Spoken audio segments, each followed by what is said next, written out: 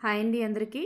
ఈరోజు మనం third class నుంచి ఫిఫ్త్ క్లాస్ వరకు ఉన్నటువంటి పాత్రలు ఒకసారి చూసుకున్నట్లయితే తెలుగు తల్లి అనే పాఠం, తల్లి భారతి వందనము, అలాగే ఐక్యమత్యము, ఈ మూడు కలిపి మనకి ఫస్ట్ పాఠ్యాంశంగా ఉంటాయి. అంటే తెలుగు తల్లి పాఠం పేరు, తల్లి భారతి వందనం అనేది ఈ మాసపు పాఠం, ఐక్యమత్యం అనేటటువంటిది ఈ మాసపు కథగా ఉంటాయి అన్నమాట. మనకి ఇందులో ఫస్ట్ రెండింటికి కూడా పాత్రలు అనేటటువంటివి లేవు. ఈ ఐకమత్యం అనేటటువంటి పాఠంలో మనకి కథలో ఈ ఐకమత్యం కథలో ఉన్నటువంటి గ్రామం పేరేంటంటే రామాపురం. ఐకమత్యం కథలో ఉన్న గ్రామం పేరు రామాపురము. ఆ ఐకమత్యం కథలో ఉన్న రైతుకి ముగ్గురు కొడుకులు ఉంటారనమాట. ముగ్గురు కొడుకులు ఉంటారు. ఆ కథలో ఏం చెప్తారంటే రైతు ఒక పుల్లల కట్టను ఇచ్చేసి ఆ ముగ్గురు కొడుకుల్ని విరపమని చెప్తారు. ఆ ముగ్గురు కొడుకులు కూడా ఆ కట్ట కలిసి ఉన్నప్పుడు ఎవరు కూడా విరపలేరనమాట. నెక్స్ట్ ఆ కట్టల్ని విడదీసి ఒక్కొక్క కర్రగా ఇచ్చినప్పుడు, ఒక్కొక్క పుల్లగా ఇచ్చినప్పుడు ఒక్కొక్కరు కూడా ఈజీగా విరిపేయడం జరుగుతుంది. దానివల్ల ఆ రైతు ఏం చెప్తారంటే ముగ్గురు కొడుకులకి కూడా కలిసి ఉంటే ఎవరు ఏమీ చేయలేరు, విడిపోతే బలహీనలమైపోతాం అని ఆ రైతుకి చెప్పడం జరుగుతుందనమాట. అంటే వాళ్ళ ముగ్గురు కూడా విడిపోవడం కోసం ట్రై చేస్తున్నప్పుడు ఆ రామాపురంలో ఉన్నటువంటి ఆ రైతు ఐకమత్యం అనేటటువంటి కథలో ఉన్న ఈ నీతిని చెప్తారనమాట. నెక్స్ట్ వన్ చూద్దాం. నెక్స్ట్ వన్ మనకి సెకండ్ పాఠమైనటువంటి మర్యాద రామన్న. సెకండ్ పాఠంలో మనకి మర్యాద రామన్న, రేలా రేలా అనేటటువంటి పాట ఉంటుంది. జింక అనేటటువంటిది ఈ మాసపు కథ అనేటటువంటిది ఉంటుందన్నమాట. జింక అనే ఈ మాసపు కథ ఉంటుంది. అయితే ఇక్కడ మర్యాద చేద్దాం అనే పాఠంలో కళింగ రాజ్యం చూడండి. కళింగ రాజ్యంలో పరమానందయ్య అనేటటువంటి పండితుడు ఉండేవాడు. ఈ పరమానందయ్యకు ఎంతమంది శిష్యులు కలరంటే 12 మంది శిష్యులు ఉండేవాళ్ళు. కలరు. ఆ పరమానందయ్య గారి స్నేహితుని పేరేంటంటే పేరయ్య పరమానందయ్య గారి ఇంటికి వచ్చి ఏమని పిలిచారంటే ఒరే పరమానందమని, ఒరే పరమా అని పిలుస్తారు. పరమానందయ్య గారి ఇంటికి ఎంతమంది దొంగలు వచ్చారంటే 3 దొంగలు వచ్చారు. పరమానందయ్య గారి ఇంటిలో నుంచి పొగలు రావడాన్ని గమనించి గురువుగారి ఇల్లు కాలిపోతున్నదిరా అని అనుకున్నది ఎవరంటే రాజభటులు అలా అనుకోవడం జరుగుతుందన్నమాట. నెక్స్ట్ ఇక్కడ మనం చూస్తే ఆ దొంగలని గుర్తించి బంధించిన వారు ఎవరంటే రాజభటులు అనమాట, బంధిస్తారు. అలాగే ఈ శిష్యులు ఆ దొంగలకి ఏం చేస్తారు అంటే పరమానందయ్య గారు ఇంట్లో నుంచి బయటికి వెళ్ళిన సమయంలో దొంగలు రావడం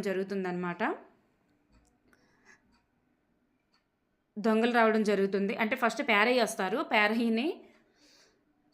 పేరయ్యని అలా అంటే పేరయ్యని అవమానించడం వల్ల మన ఇంటికి ఎవరు అతిథులు వచ్చినా సరే గౌరవించాలని చెప్పేసి పరమానందయ్య గారు చెప్తారు. నెక్స్ట్ సారి నుంచి దొంగలు ఇంటికి రాగానే వాళ్ళని అతిథి మర్యాదలు చేస్తారనమాట ఈ శిష్యులు. ఆ అతిథి మర్యాదల్లో భాగంగా పసుపు నీళ్ళు పోయడం ఇవన్నీ చేస్తారు, ధూపం వేయడం గట. ఆ పొగలు రావడానికి చూస్తారు రాజభటులు చూస్తారు. పరమానందయ్య గారిని ఎవరు అంటే ఈ దొంగల్ని అంటే ఇంట్లో నుంచి పొగలు రావడాన్ని చూసి ఆ రాజభటులు చూసి వెంటనే లోపలికి వెళ్ళేసరికి దొంగల్ని బంధించడం జరుగుతుంది. సో ఈ పరంగా అనుకోని పరిస్థితుల్లో శిష్యులు ఈ దొంగల్ని పట్టించడం జరుగుతుంది కాబట్టి రాజుగారి సన్మానించడం జరుగుతుందన్నమాట. ఇక్కడ చూస్తే మనకి జింక పాఠంలో ఈ జింక అనేటటువంటి కథలో ఏముంటుందంటే జింకకి అందమైన కొమ్ములు అనేటటువంటివి ఉంటాయి, కానీ తన కాళ్ళు సన్నగా ఉంటాయి అన్నమాట. అందమైన కొమ్ములు ఉన్నాయి కానీ కాళ్ళు మాత్రం ఏమాత్రం బాగాలేవు అని తను చాలా బాధపడుతుంటుంది. నా కాళ్ళు ఏమాత్రం బాగాలేవు అని చెప్పేసి తను బాధపడుతున్న టైంలో ఏమవుతుందంటే సింహం అనుకోని పరిస్థితుల్లో తన పైన దాడి చేస్తుంది అనమాట. సింహం దాడి చేయంగానే ఒక అడవిలోనికి చిక్కుకుంటుంది. అడవిలో ఆ కొమ్ముల ద్వారానే అడవిలో చిక్కుకుంటుంది. అయినప్పటికీ ఎలాగోకలాగా సర్దుకొని ఆ కాళ్ళతో చాలా ఫాస్ట్గా పరిగెడుతుంటుంది అనమాట. అలాంటప్పుడు ఏమనుకుంటుందంటే నా కాళ్ళు ఏమీ బాగాలేవు, చీపిరి పుల్లల్లా ఉన్నాయని చెప్పేసి ఇలా అనుకున్నది ఎవరంటే జింక. కానీ ఎంత దద్దమ్మని నేను బాగాలేవనుకున్నటువంటి చీపిరి పుల్లల లాంటి కాళ్ళు నన్ను కాపాడాయి, నేను మురిసిపోయిన కొమ్ములు నాకు ప్రాణం మీదకి తెచ్చిపెట్టాయి అని చెప్పేసి అనుకున్నది ఎవరంటే జింక అనమాట. ఓకేనండి.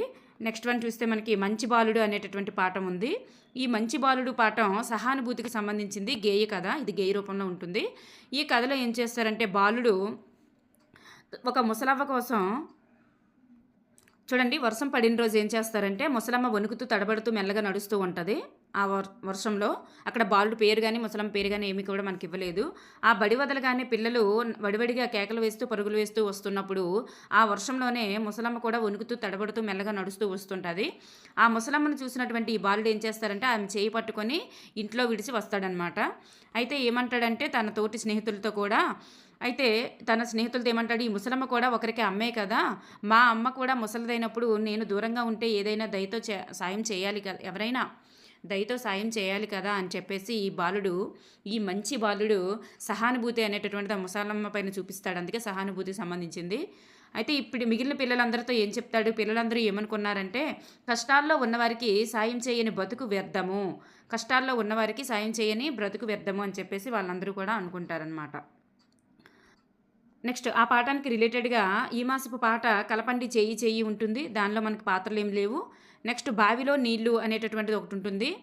బావిలో నీళ్లు, ఈ బావిలో నీళ్లు అనేటటువంటి కథలో అక్బర్ బీర్బల్ కథకు సంబంధించింది ఇది. ఈ అక్బర్ ఆస్థానంలో బీర్బల్ అనేటటువంటి మంత్రి ఉంటాడు. అయితే చెప్పేసి అంటే నీళ్ళని అమ్మితే ఒక సమస్యను పట్టుకొని వస్తారనమాట. నీళ్ళని అమ్మితే బావిని కూడా కొనేసుకున్నట్లుగా అక్కడ చెప్తారనమాట. అది అటువంటి సమస్యని ఈ బీర్బలు పరిష్కరించడం జరుగుతుందన్నమాట. ఈ అక్బర్ ఆస్థానంలో ఉన్నటువంటి బీర్బలు పరిష్కరిస్తారు. బావిలో నీళ్ళు అనేటటువంటి కథ అది. నెక్స్ట్ చూద్దాం. నెక్స్ట్ చూస్తే 4వ పాఠ్యాంశం నా బాల్యము. దానికి రిలేటెడ్గా ఉన్నది బంగారు పాపాయి బంగారు మొలక. బంగారు పాపాయి బంగారు మొలక. ఈ ఈ ఈ నా బాల్యము అనేటటువంటిది ఎవరి బాల్యానికి ఉద్దేశించిందంటే షేక్ నాజర్. ఈ షేక్ నాజర్ మనకు తెలుసు కదండి, బుర్రకథ పితామహుడిగా ప్రసిద్ధి పొందినటువంటి వ్యక్తి. ఈయన యొక్క ఆత్మకథ పేరు పింజారి. అయితే ఈ ఆత్మకథని ఎవరు రాశారు అంటే అంగడాల రమణమూర్తి గారు రాశారు. అంటే ఇది తనగా షేక్ నాజరే తనగా రాసుకున్నట్లుగా ఈ అంగడాల రమణమూర్తి గారు ఆ పింజారి అనేటటువంటిది రాయడం జరిగింది. అయితే ఈ షేక్ నాజరు నిరుపేద ముస్లిం కుటుంబంలో గుంటూరులోని పొన్నికల్లో జన్మించడం జరిగింది. 1920 ఫిబ్రవరి 5వ తేదీన జన్మించారు. ఈయన తండ్రి పేరు షేక్ మస్తాన్, తల్లి పేరు బీనాబీ. బుర్రకథ ప్రక్రియకు నాజర్ కొత్త మెరుగులు దిద్దడం జరిగింది. నాజర్ చేసినటువంటి కృషిని గుర్తించి భారత ప్రభుత్వం పద్మశ్రీ పురస్కారం ఇస్తుంది. అలాగే ఈయన ఫిబ్రవరి 21, 1997లో మరణించడం జరిగింది. నాజర్ను వాళ్ళ నాన్న, చిన్నాన్న, అమ్మమ్మలు అంటే వాళ్ళ అమ్మగారి ఫ్యామిలీ, నాన్నగారి ఫ్యామిలీ అనమాట. వాళ్ళు నాజర్ అని పిలిచేవాళ్ళు. నాజర్ని నాన్నగారి ఫ్యామిలీ నాజర్ అని పిలిచినప్పటికీ వాళ్ళ గారపాడు తాతలు, అత్తలు, మామలు వాళ్ళందరూ అంటే తాతగారి ఫ్యామిలీ అనమాట. వాళ్ళు ఎలా పిలిచేవారంటే అబ్దుల్ అజీజ్ అని పిలిచేవారు.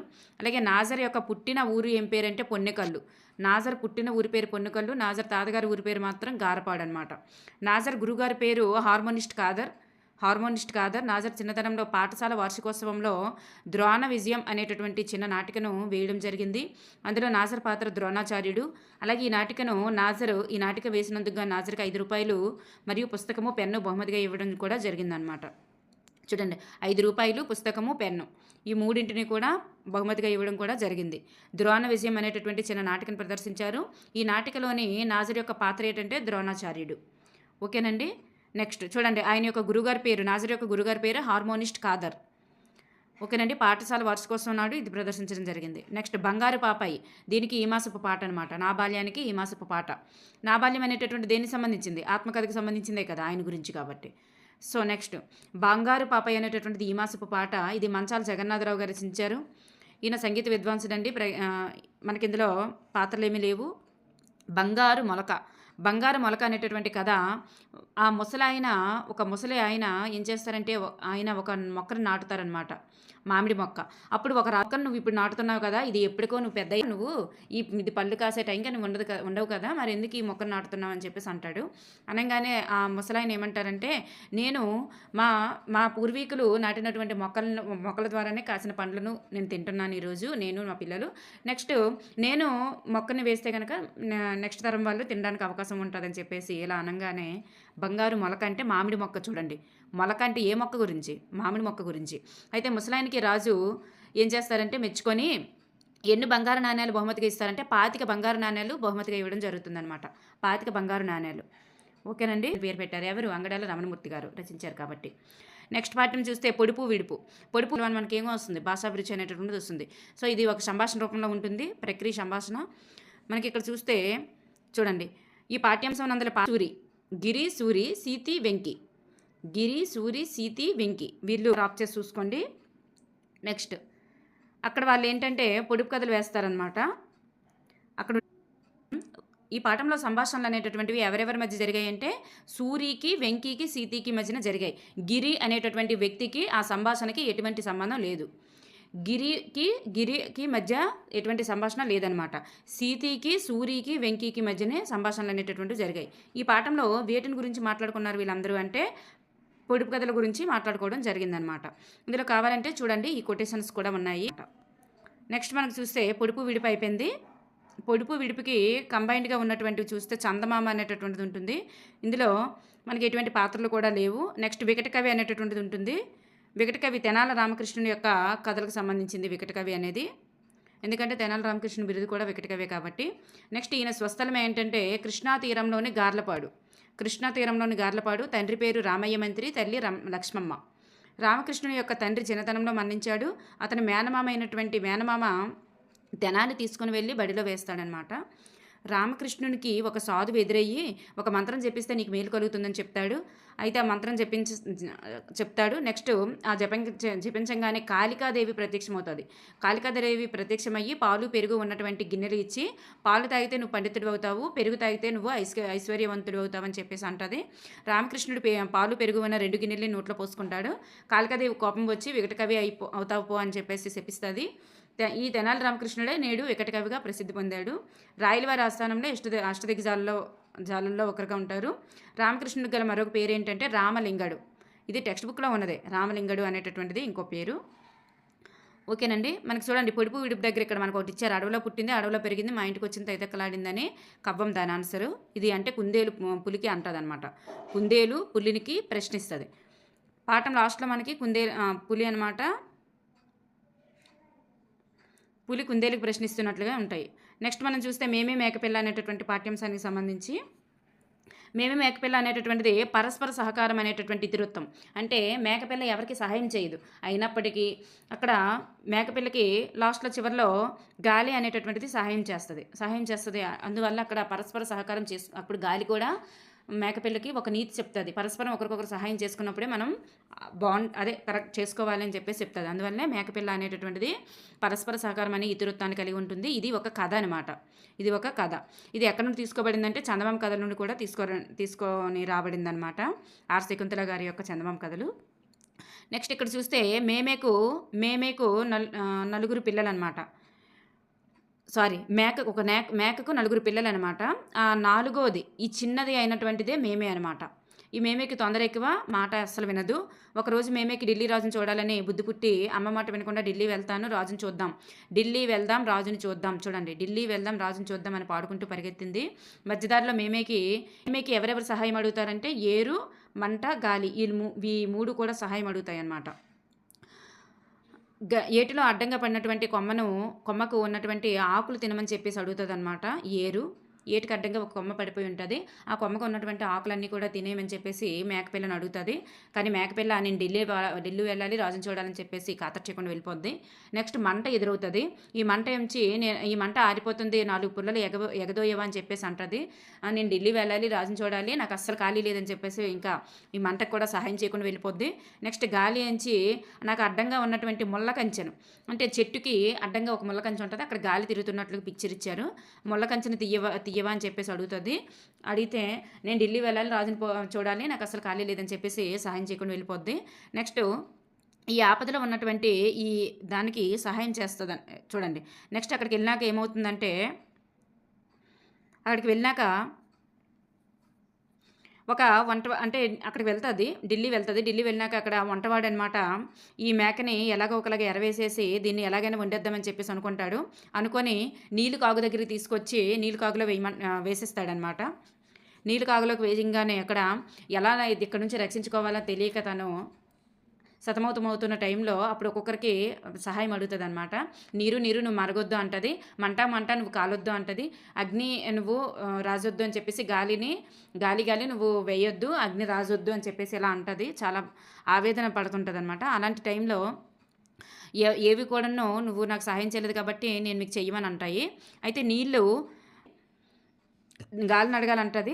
అప్పుడేంచి గాలి ఏమంటదంటే నువ్వు ఎవరికి కూడా సహాయం చేయలేదు కదా, మరి నీకు ఇప్పుడు మేము ఎందుకు సహాయం చేయాలని చెప్పేసి అంటది.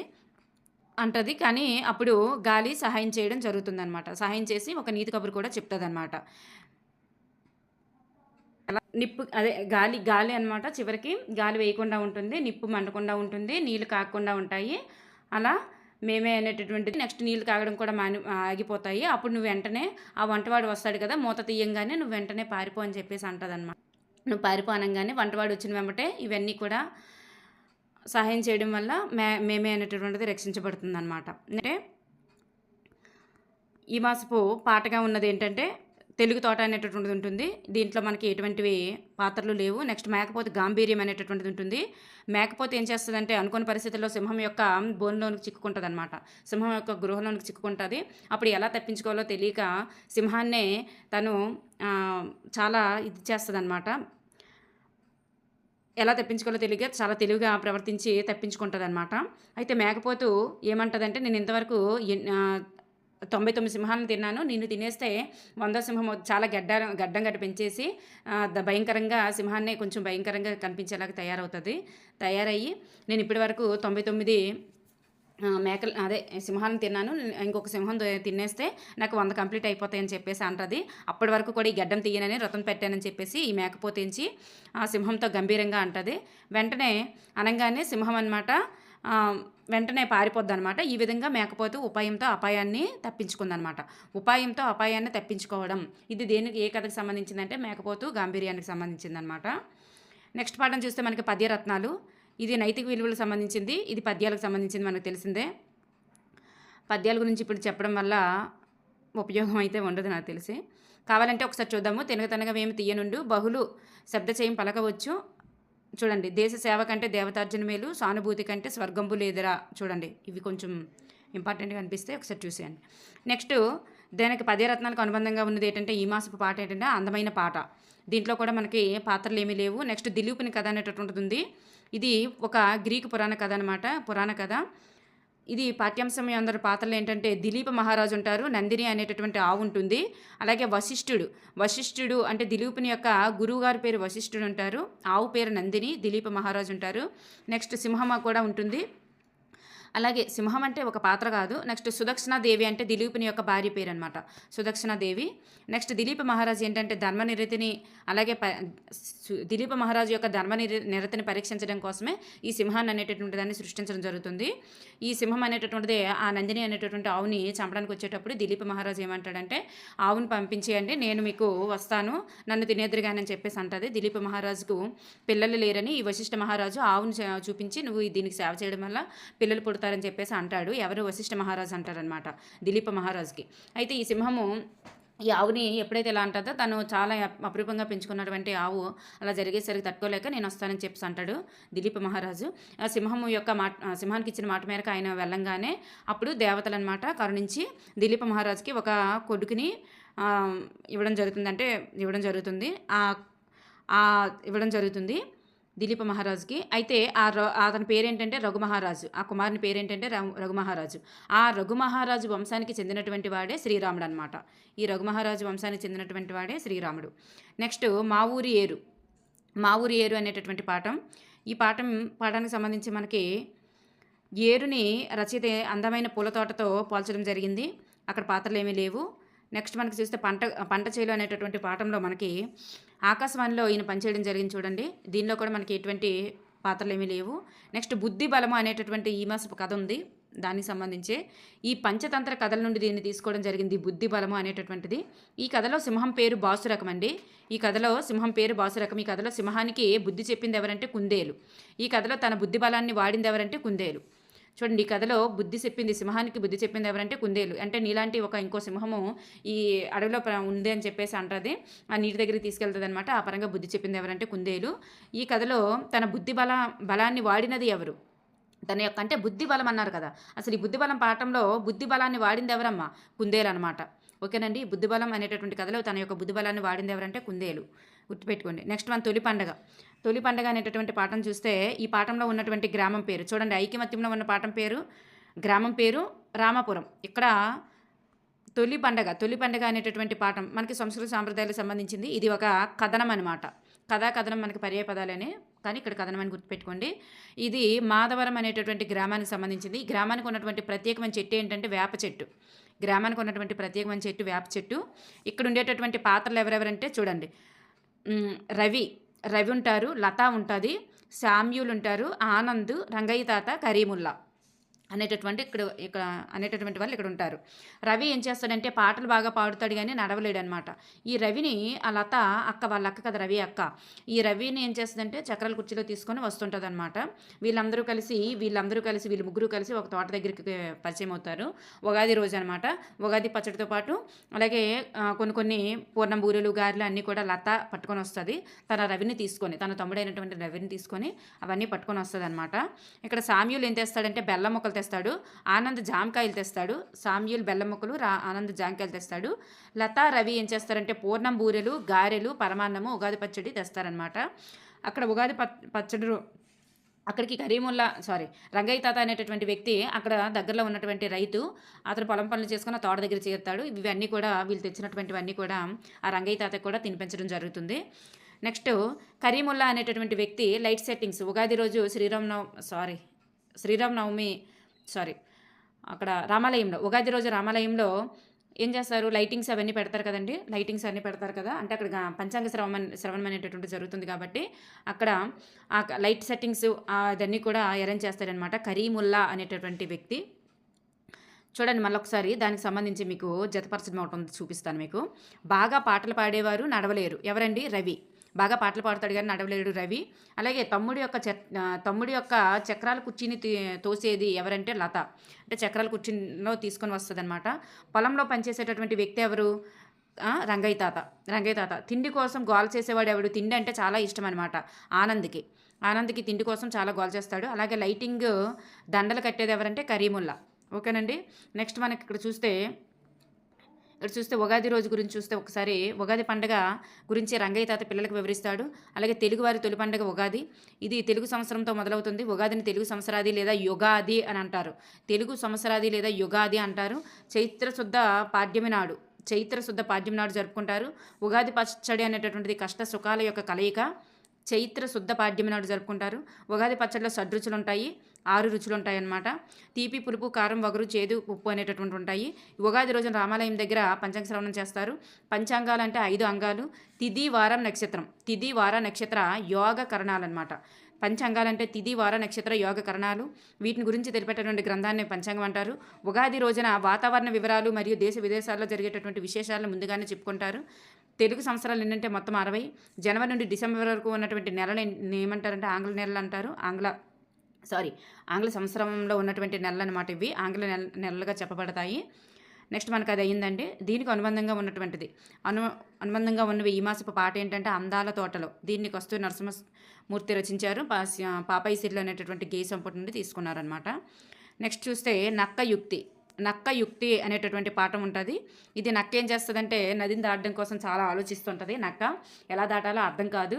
అప్పుడు అక్కడ మొసలు ఉంటుంది అనమాట. మొసలతో చాలా చాకచక్యంగా మాట్లాడుతుంది. చాకచక్యంగా మాట్లాడి ఎలాగైనా సరే నదిని దాటేయాలని చెప్పేసి ఆలోచించి మీ బలం ఎక్కువ నా బలం ఎక్కువ అని చెప్పేసి ఒక పోటీ పడటంగానే అవి మొసళ్ళన్నీ కలిపి నదిలో వరుస మీద లైన్గా ఉంటాయన్నమాట. ఉండంగానే నాకు ఏం చేస్తుందంటే ఒక్కొక్క దానిపైన అడుగులు వేసుకుంటూ అనుకోని పరిస్థితి అంటే లెక్క పెడతాను మీరు ఎక్కువ ఏదో ఒక ఇది కాంపిటీ పెడుతుంది అనమాట. కానీ ఏదైనా నది దాటడం కోసం ఉపాయాన్ని ఆలోచించి మొసళ్ళకే ఆశ్చర్యపరిచే విధంగా తననమాట నదిని దాటేస్తుంది అనమాట. మొసళ్ళన్నీ కూడా ఒక లైన్ మీద నదిలో ఉంటాయి. ఒక్కొక్క దానిపైన అడుగులు వేసుకుంటూ నదిని దాటేస్తుంది అనమాట. ఈ విధంగా ఉంటుంది. చూడండి మనకి 4th క్లాస్కి వచ్చేసరికి ఫస్ట్ లెసన్ పేరు గాంధీ మహాత్ముడు. ఈ గాంధీ మహాత్ముడు పాఠంలో మనకి ముఖ్యంగా వచ్చేటటువంటివి ఏంటంటే ఇక్కడ చూడండి, కలకల నవ్వింది ఏంటి అంటే జగత్తు. అలాగే కంపించిపోయింది ఏంటి అంటే భూదేవి కంపించింది. అలాగే గడగడ వణికింది ఏంటంటే అధర్మము. అలాగే కనులకు కట్టింది ఏంటంటే స్వరాజ్యము.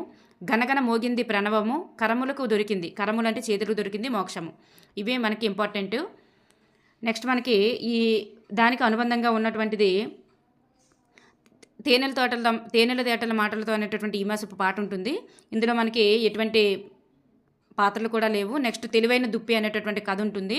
ఈ కథలో దుప్పి పేరేంటంటే బోధిసత్వుడు. దుప్పి పేరు బోధిసత్వుడు. ఈ కథలో నీతి ఏంటంటే ఆశ ప్రమాదాల్లోనికి నెడుతుంది అనేటటువంటిది ఈ కథలో ఉన్నటువంటి నీతి. పాఠం చూసుకున్నట్లయితే గోపాల్ తెలివి. ఈ గోపాల్ తెలివి అనేటటువంటి పాఠంలో ఢిల్లీ సుల్తాను సామంతరాజులందరినీ పిలిపిస్తాడు. 2 ప్రశ్నలు అనేటటువంటి వేయడం జరుగుతుంది. ఆ ప్రశ్నలు ఏంటంటే భూమి పొడిగెంత వెడల్పెంత, అలాగే ఆకాశంలో ఎన్ని నక్షత్రాలు ఉన్నాయని. అలాగే ఈ ఢిల్లీ సుల్తాన్ యొక్క సామంత రాజుల్లో మాల్వా రాజు ఎవరంటే జయచంద్రుడు. ఈ మాల్వా ఆస్థానానికి ఉన్నటువంటి రాజు జయచంద్రుడే. కానీ మాల్వా ఆస్థానంలో విదూషకుడిగా ఉన్నటువంటి వారు ఎవరు? విదూషకుడిగా ఉన్నటువంటి వారు ఎవరంటే గోపాలు. ఈ మాల్వా రాజు ఈ గోపాల్కి ఏమంటాడంటే ఈ చిక్కి ప్రశ్నకు సమాధానం కనుక్కోమని కొంత సమయాన్ని గడువిస్తాడు. ఎంత సమయం అంటే 1 సంవత్సరం గడువిస్తారనమాట. ఈ ప్రశ్నకు సమాధానం కనుక్కోమని చెప్పేసి మాల్వా రాజు ఏం చేస్తాడంటే గోపాల్కి ఇస్తాడనమాట. ఈ చిక్కి ప్రశ్నకు కనుక్కోమని. మాల్వరాజు ఎవరు? జయచంద్రుడికి ఎవరిచ్చారు ప్రశ్న? ఢిల్లీ సుల్తాన్ అనమాట. ఢిల్లీ సుల్తాన్ సామంతరాజులందరినీ పిలిపించి ఇస్తాడు. ఈ మాల్వరాజు అయినటువంటి వాళ్ళు ఈ విదూషకుడికి గోపాల్కి ఇస్తాడనమాట ఈ ప్రశ్నకి సమాధానం కనుక్కోమని. 1 సంవత్సరం గడువిస్తాడు. గడువివ్వగానే ఈ ప్రశ్నకి సమాధానంగా గోపాల్ ఏం చేస్తాడంటే ఢిల్లీ సుల్తాన్కి ఏమని బదులిస్తాడంటే 16 బండ్లలోనే దారపు బండ్లు అన్నీ తెచ్చి 8 బండ్లు తెస్తాడనమాట. 16 బండ్లు తీసుకొని వస్తాడు. 8 బండ్లు భూమి యొక్క నిడువుని, 8 బండ్లు భూమి యొక్క అడ్డాన్ని కొలమని చెప్పేసి అంటాడనమాట. కొలత అని చెప్పేసి సమాధానం ఇవ్వడం జరుగుతుంది. పొడిగెంత వెడల్పెంత అన్నారు కాబట్టి. నెక్స్ట్ ఆకాశంలో ఎన్ని నక్షత్రాలు ఉన్నాయనే దానికి 25 గొర్రెలను తీసుకొచ్చి వీటిని యొక్క ఒక్కో వెంట్రుక ఒక్కొక్క నక్షత్రానికి సమానమని చెప్పేసి ఇలా సమాధానం ఇవ్వడం జరుగుతుందన్నమాట. నెక్స్ట్ ఈ మాసపు పాటలో మనకి ఎటువంటివి కూడా లేవు. ఈ మాసపు పాటలో చూడగంటి అనేటటువంటి ఈ మాసపు పాట ఉంటుంది. ఇందులో మనకి పాత్రలు ఏమీ లేవు. నెక్స్ట్ విందు అనేటటువంటి పాఠం ఉంటుంది. ఈ విందు అనేటటువంటి పాఠంలో మనకు ఉన్నటువంటివి ఏంటంటే నక్షత్రం అనేటటువంటిది ఉంటుంది. ఈ కథలోని పాత్రలు చంద్రుడు, సూర్యుడు, వాయువు, చుక్క అంటే నక్షత్రం అనమాట. చుక్క అంటే చుక్క తల్లి లేదా నక్షత్రం. ఈ నక్షత్రానికి బిడ్డలు ఎవరంటే సూర్యుడు, చంద్రుడు, వాయువు అమ్మ. సూర్యుడు, చంద్రుడు, వాయువు అనేటటువంటి వాళ్ళు ఈ నక్షత్రానికి బిడ్డలు. నక్షత్రం కోసం రుచికరమైనటువంటి పదార్థాలను ఎవరు తీసుకువస్తారంటే చంద్రుడు తీసుకొస్తారు. వీళ్ళందరూ కలిసి ఒక విందుకు వెళ్తారు. ఎవరు? సూర్యుడు, చంద్రుడు, వాయువు ఒక విందుకు వెళ్తారు. విందు అనేటటువంటి కథ ఇది. విందుకు వెళ్తారు. విందుకు వెళ్ళి మాత్రం సూర్యుడు మాత్రం ఏమీ తీసుకురారు, వాయువు కూడా అదేవిధంగా తీసుకురారు. తినేటప్పుడు నువ్వు గుర్తుకు రాలేదమ్మా అని చెప్పేసి అంటారు. కానీ చంద్రుడు మాత్రం నీవు తినేటప్పుడు నేను ఏ పదార్థం తింటున్నా నువ్వే నాకు గుర్తుకు వచ్చావు తల్లి అని చెప్పేసి నీకోసం మంచి మంచి రుచికరమైనటువంటి పదార్థాలను తీసుకొచ్చానమ్మా అంటారు చంద్రుడు. అయితే సూర్యుడు తెచ్చినటువంటి దానికి సూర్యుడు ఏమీ తేలేదు కాబట్టి నిన్ను చూసి ప్రతి ఒక్కరూ తిట్టుకుంటారు, నీ యొక్క ప్రకాశవంతమైన కాంతికి ప్రతి ఒక్కరు తిట్టుకుంటారు అన్నట్లుగా శపిస్తుంది. అలాగే వాయువుని కూడా శపిస్తుంది అనమాట. నీ యొక్క వాయువు వేడికి ప్రతి ఒక్కరు తిట్టుకుంటారని. అదేవిధంగా చంద్రుడికి ఏమంటుందంటే నీ యొక్క చల్లని గాలికి ప్రతి ఒక్కరు మెచ్చుకుంటారని ఇలా అంటదనమాట. ఎవరు? చుక్క తల్లి. నక్షత్రానికి వీళ్ళందరూ పిల్లలు కాబట్టి ఆ విధంగా ఉంటుంది. నెక్స్ట్ చూడండి, ఢిల్లీ సుల్తాన్ ఎన్ని ప్రశ్నలు వేశారు తొలి కథలో? అసలు అయితే ఏమీ లేవు. నెక్స్ట్ దీనికి అనుబంధంగా ఉన్నది తెలుగు తల్లి అనేటటువంటి ఈ మాసపు పాట ఉంది. ఈ కందిరీగ కిటుకు అనేటటువంటి కథలో అడవికి రాజు కావాలని ఎవరు అనుకుంటారంటే ఏనుగు అనుకుంటుంది. అడవికి రాజు కావాలని అనుకున్నది ఏనుగు. అయితే ఈ అడవికి రాజు యాక్చువల్గా ఏంటి? సింహం ఎక్కువగా ఉంటుంది. అడవికి రాజు కావాలనుకుంటుంది ఏనుగు. అయితే ఈ కథలో ఏ జంతువు యొక్క గుణం మంచిది కాదు అని అంటే ఏనుగు యొక్క గుణం అనేటటువంటిది మంచిది కాదు. ఇది పెట్టేలా చేసిందంటే ఏనుగు అనమాట. ఏనుగు అనేటటువంటిది బుద్ధి మంచిది కాదు. చాలా వాటి గొడవలు పెడుతూ ఉండేదన్నమాట. అడవిలో ఉన్నటువంటి ప్రతి జంతువుకి కూడా గొడవలు పెట్టడం అలా చేసేది. అలా చేస్తూ తనే అడవికి రాజు అయిపోవాలని చెప్పేసి ఆలోచించిందనమాట. ఆలోచించగానే ఈ కందిరీగ ఏం చేస్తుంది? తను చాలా ఇబ్బంది పెట్టి తనకి అడవిలో నుంచి బయటికి పంపించేలాగా చేస్తుంది అనమాట. సో ఇక్కడ ఈ కందిరీగ కిటుకు అనే పాఠంలో బుద్ధి చెప్పినది ఎవరంటే కందిరీగ. ఎవరికి బుద్ధి చెప్పింది అనేటటువంటిది మోస్ట్ ఇంపార్టెంట్. పాఠం పేరు కందిరీగ కాబట్టి ఎవరికి బుద్ధి చెప్పిందంటే ఏనుగుకి. ఎవరు రాజు కావాలనుకున్నారు అడవికంటే ఏనుగు, సింహం అయితే కాదు. ఓకేనండి, నెక్స్ట్ వన్ చూద్దాం. నెక్స్ట్ పాఠం చూసుకున్నట్లయితే పరివర్తన అనేటటువంటిది పిల్లల స్వభావానికి సంబంధించిందండి. పిల్లల యొక్క స్వభావానికి సంబంధించింది. అయితే ఈ పరివర్తన పాఠంలో ఏం చేస్తారంటే పరివర్తన పాఠంలో ఉన్నటువంటి ఇతరుత్వం మనకు తెలిసిందే కదా, పిల్లల స్వభావము. అలాగే ప్రక్రియ ఏంటంటే ఇది ఒక కథ రూపంలో ఉంటుంది. ఈ పాఠంలో అబ్బాయి పేరు రాము అనేటటువంటి అబ్బాయి ఉంటాడు. అబ్బాయి పేరు ఏంటంటే రాము. ఈ రాము ఏం చేస్తాడంటే మామిడి మామిడి తోటకి వెళ్తాడనమాట. స్కూల్కి వెళ్ళాలనుకుంటాడు. స్కూల్కి వెళ్ళకుండా మధ్యదారిలో ఏం చేస్తాడంటే మామిడి తోటకి వెళ్తాడు. మామిడి తోటకి వెళ్ళి అక్కడ ఫస్ట్ కాకిని అడుగుతాడనమాట, ఆడుకోవడానికి వెళ్దాం వస్తావా అని. తను రానని చెప్పేసి అంటది. తేనెటీగని అడుగుతాడు, తను కూడా బిజీగా ఉన్నానంటది. చీమని అడుగుతాడు, చీమ కూడా బిజీగా ఉన్నానంటది. చూడండి, కాకి, తేనెటీగ, చీమ ఈ మూడు కూడా శ్రమజీవులే. ఈ మూడింటిని కూడా అడుగుతాడు. అవేవి కూడా ఆడుకోవడానికి రానని చెప్పేసి అంటాయన్నమాట. చూడండి, ఇక్కడ ఉన్న బిట్లు చూసుకున్నా కానీ రాము మామిడి తోటలో కాకితో మరియు తేనెటీగతో మరియు చీమతో మాట్లాడతాడనమాట. కాకి, తేనెటీగ, చీమలు రాముతో ఆడుకోవడానికి ఎందుకు రానన్నాయంటే కాకి తాను గూడు కట్టుకోవాలనుకుంటుంది. అలాగే తేనెటీగ ఏమంటుంది, పూల నుంచి తేనెను సేకరిస్తున్నాను, నేను బిజీగా ఉన్నాను రాలేనంటది. చీమ ఏమంటుందంటే వానాకాలం వస్తుంది కాబట్టి నేను ముందే ఆహారం తయారు చేసుకోవాలి కాబట్టి నేను రానంటది. చూడండి, గూడు కట్టుకోవాలి కాబట్టి కాయకు రానంటది, తేనె సేకరించుకోవాలి కాబట్టి తేనెటీగ రానంటది. వానాకాలంలో నేను ఆహారం రెడీ చేసుకోవాలి కాబట్టి చీమ రానంటది అనమాట. ఆ విధంగా రాముతో ఈ మూడు కూడా రావన్నమాట. అయితే అప్పుడు కాకి, చీమ మాటల ద్వారా రాము ఏమి ఆలోచించాడంటే ఇవన్నీ కూడా ముందుగానే జాగ్రత్త పడుతున్నాయి. నేను కూడా మంచి భవిష్యత్తు కోసం ఇప్పుడు నేను బయటికి వెళ్ళాలి కదా అని చెప్పేసి అనుకుంటాడనమాట. ఇది పరివర్తన అనేటటువంటి పాఠానికి సంబంధించినది.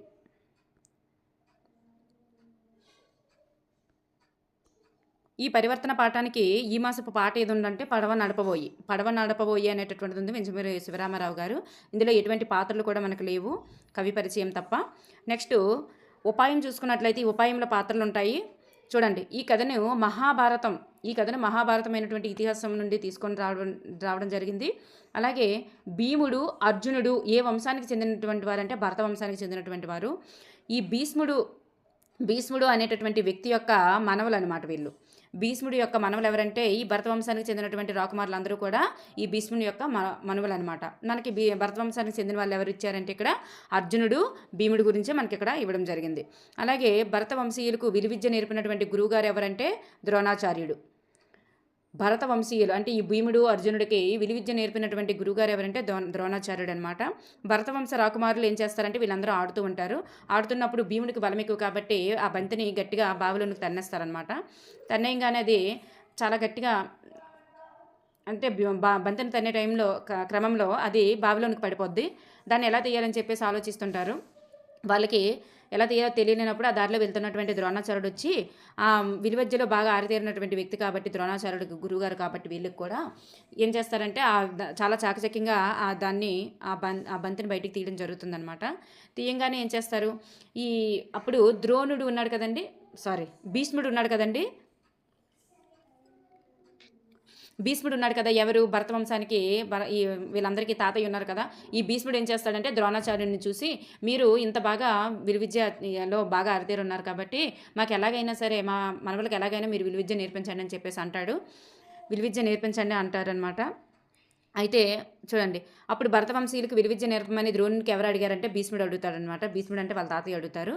సో ఇక్కడ ఏం జరిగిందంటే ఉపాయం పాఠంలోని కథ యొక్క నీతి ఏంటంటే మన యొక్క ప్రతిభా పాఠవాలే మనల్ని ఉన్నత స్థాయికి చేరుస్తాయి. అంటే ఏంటి, అక్కడ ద్రోణాచార్యుని యొక్క ప్రతిభా పాఠవాలు అనేటటువంటివి తనకి అంత గొప్ప పేరుని తీసుకువచ్చాయి అన్నమాట. బావిలో పడినటువంటి బంతిని బయటికి తీసింది ఎవరంటే ద్రోణాచార్యుడు. ఓకేనండి, అదే పిక్చర్ మనకి 4th క్లాస్ టెక్స్ట్ బుక్ వెనక కవర్ పేజ్ పైన ఉంటుందన్నమాట. నెక్స్ట్ మనం చూసుకున్నట్లయితే 5th లెసన్ సత్యమహిమ. ఈ సత్యమహిమ పాఠ్యాంశం యొక్క ఇతివృత్తం ఏంటంటే నైతిక విలువలు సేమ్ పద్యరత్నాలు లాగే అనమాట. ఈ సత్యమహిమ పాఠ్యాంశం ఏ రూపంలో ఉంటుందంటే గేయ రూపంలో ఉంటుంది. ఇక్కడ ఏం జరుగుతుందంటే ఒక బీదవాడు ఏం చేస్తాడంటే గొడ్డలతో చెట్టును నరుకుతుంటాడు. అనుకున్న పరిస్థితుల్లో గొడ్డలు నీటిలో పడిపోద్ది. నదీ దేవత ప్రత్యక్షమయ్యి గొడ్డలను చూపిస్తుంది అనమాట. ఒక్కొక్క గొడ్డలు చూపిస్తుంది. ఇనుపు గొడ్డలు ముందు చూపిస్తుంది అనమాట. తనది కాదు, బంగారు గొడ్డలు ఫస్ట్ చూపిస్తుంది, నాది కాదని చెప్పేసి అంటాడు. నెక్స్ట్ ఇనుపు గొడ్డలు చూపిస్తుంది, కాదనేసి అంటాడు. తర్వాత వెండి గొడ్డలు చూపిస్తుంది, కాదంటాడు. తర్వాత మూడవదిగా ఇనుప గొడ్డలు చూపిస్తుంది, నాదే అని చెప్పేసి తీసుకుంటాడు. తన యొక్క నిజాయితీని మెచ్చుకొని ఏం చేస్తుందంటే నదిలో మునిగిపోయింది మాత్రం ఇనుప గొడ్డలే, కానీ బంగారంది వెండిది ఇచ్చినప్పటికీ తీసుకోలేదు కాబట్టి తన యొక్క నిజాయితీని మెచ్చుకొని ఏం చేస్తుందంటే ఇనుప గొడ్డలతో పాటుగా బంగారు గొడ్డలి మరియు వెండి గొడ్డలను కూడా బహుకరిస్తుంది అనమాట నదీదేవత. ఆ పాఠంలో ఆ భేదవానికి ఏమని సంబోధిస్తుందంటే అన్నా అని సంబోధిస్తుంది అనమాట. అన్నా అని సంబోధిస్తుంది. నదీదేవత భేదవానికి అన్నయ్య అన్నట్లుగా అన్నా అని సంబోధించడం జరుగుతుంది. నెక్స్ట్ ఈ మాసపు గేయం ఏముందంటే ఈ పాఠానికి కన్నడ గేయం అనేటటువంటిది ఉంది. ఇది ఎన్సీఆర్టీ పాఠ్యపుస్తకం నుండి తీసుకోవడం జరిగింది. నెక్స్ట్ ఈ మాసపు కథ అనేది ఏ కాలుది నేరం అనేటటువంటి కథ ఉంది. ఏ కాలుది నేరం. ఇందులో ఎంతమంది అన్నదమ్ములు కలిసి ఒక పిల్లిని పెంచుకుంటారంటే నలుగురు అన్నదమ్ములమ్మ. చూడండి, ఐకమత్యం పాఠంలో ముగ్గురు అన్నదమ్ములు ఉంటారు. అక్కడ రామాపురం అనే గ్రామంలో రైతుకి ముగ్గురు అన్నదమ్ములు పొలాలు కట్టనిరపమని చెప్తారు 3rd క్లాస్లో. ఇక్కడ నలుగురు అన్నదమ్ములు ఉంటారనమాట. నలుగురు అన్నదమ్ములు ఉంటారు. పిల్లి యొక్క చూడండి, పిల్లికి 4 కాళ్ళని నలుగురు అన్నదమ్ములు పంచుకుంటారనమాట. పిల్లిని 4 కాళ్ళని నలుగురు అన్నదమ్ములు పంచుకుంటారు.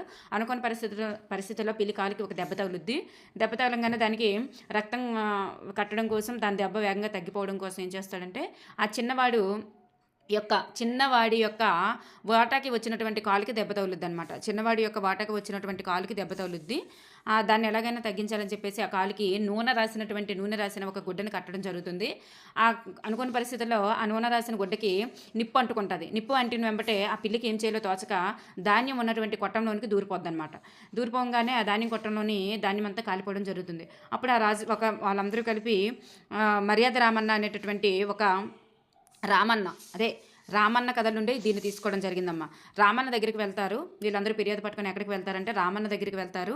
చిన్నవాడికి వచ్చినటువంటి కాలు అనమాట, అది దెబ్బ తగిలిన కాలు. అయితే రామన్న దగ్గరికి వెళ్ళంగానే మరి ఇలా జరిగింది, మా చిన్నవాడి వాటకి వచ్చిన కాలు వల్లనే ఇదంతా జరిగిందని చెప్పి వాళ్ళు అంటారు. రామన్న ఏం చాకచక్యంగా తీర్పు చెప్తాడంటే, మీరు చిన్నవాడు వచ్చినటువంటి కాలుకి దెబ్బ తగిలింది కాబట్టి దాన్ని తప్పు అంటున్నారు, కానీ ఆ కాలుకి దెబ్బ తగలడం వల్ల ఆ కాలుతో ఆ పిల్లి పరిగెట్టలేదు కాబట్టి మిగిలిన 3 కాళ్ళతోనే పరిగెట్టింది కాబట్టి మిగిలిన 3 కాళ్ళదే తప్పు అని చక్కగా సమాధానం చెప్తాను. ఇది తీర్పిస్తారనమాట. మిగిలిన 3 కాళ్ళతోనే పరిగెట్టింది కాబట్టి 3 కాళ్ళదే తప్పు అన్నట్లుగా తీర్పిస్తారు. దానికి ఆశ్చర్యపడతారనమాట వాళ్ళందరూ కూడా. ఇది ఆ కథ. ఇది ఎక్కడి నుంచి తీసుకోబడిందంటే రామన్న కథల నుంచి తీసుకొనబడింది. నెక్స్ట్ అవధాని రమేష్ అదే గుజ్జనగూళ్ళ పాఠం, దాంట్లో పాత్రలు ఏం లేవులండి. నెక్స్ట్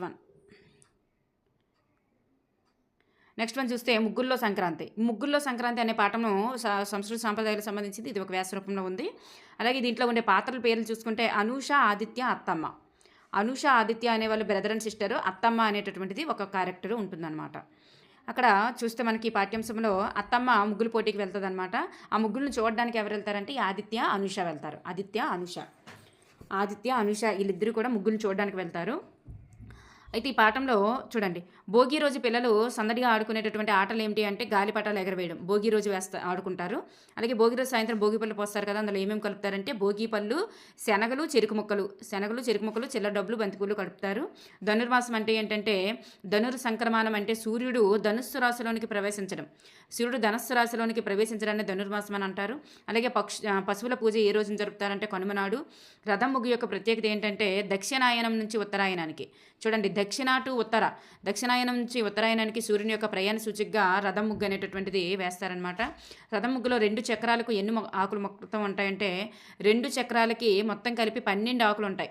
అంటే ఒక్కో చక్రానికి 6 ఆకులు చొప్పున 2 చక్రాలకి కూడా 12 ఆకులు అనేటటువంటి ఉంటాయి. ఈ 12 ద్వారాల ముగ్గు ఎందుకు వేస్తారంటే ఈ 12 నెలలకు గుర్తుగా వేస్తారనమాట. 12 నెలలకి గుర్తుగా 12 ద్వారాల ముగ్గు అనేటటువంటిది వేస్తారు. రథం ముగ్గు అనేటటువంటిది దక్షిణాయనం నుంచి ఉత్తరాయణానికి సూర్యుని ప్రయాణ సూచికగా వేస్తారు. అలాగే ఇది చూడండి, రథం ముగ్గులో 2 చక్రాలకి ఎన్ని ఉంటాయంటే మొత్తం ఆకులు 12 ఆకులు ఉంటాయి. అదేనండి. నెక్స్ట్ చూస్తే చూడండి, ముగ్గులను వేడితో అలంకరించారంటే గొబ్బిళ్ళు, ఇవన్నీ మనకు తెలిసినవేనే. పశువుల పూజ ఇవన్నీ చెప్పుకున్నాం ఆల్రెడీ. చూడండి, ఈ పాఠంలో ఉన్నటువంటి పాత్రల పేరు అనూష, ఆదిత్య, అత్తమ్మ ముగ్గులు వేస్తుంది. అనూష, ఆదిత్య వీళ్ళని చూడడానికి వెళ్తారు, అంతే, ఇంకేం లేవు బిట్లు దానికి సంబంధించి. చూడండి, నెక్స్ట్ దానికి ఈ మాసపు కథ అనేటటువంటిది ఉంది, నకిలీ కన్ను. దానికి నెక్స్ట్ ఈ మాసపు పాట ఏముందంటే గొబ్బిళ్ళ పాట. ఈ గొబ్బిళ్ళ పాట సాంప్రదాయ జానపద గేయాల నుండి తీసుకొని పడింది. నెక్స్ట్ నకిలీ కన్ను నసీరుద్దీన్ యొక్క కథల నుండి తీసుకోబడింది అనమాట. నకిలీ కన్ను ఈ కథలో ఉన్నటువంటి సామెత ఏంటంటే దరిద్రుని యొక్క లాభము దరిద్రుడి యొక్క దానం. ధనికుడి యొక్క లాభము దరిద్రుని యొక్క దానము. ఆ దరిద్రుడి దానము ధనికుడి లాభము. చూడండి, ధనికుడి లాభము దరిద్రుని యొక్క దానము అనేటటువంటి సామెత అనమాట. ఇది ఒక సామెతతో ఉంటుందన్నమాట ఈ పాట. నకిలీ కన్ను నసీరుద్దీన్ కథల నుండి తీసుకొని రాబడింది. చూడండి, నెక్స్ట్ నకిలీ కన్నుకు సంబంధించి ఏవైనా కొన్ని బిట్లు ఉన్నాయో ఒకసారి చూద్దాము.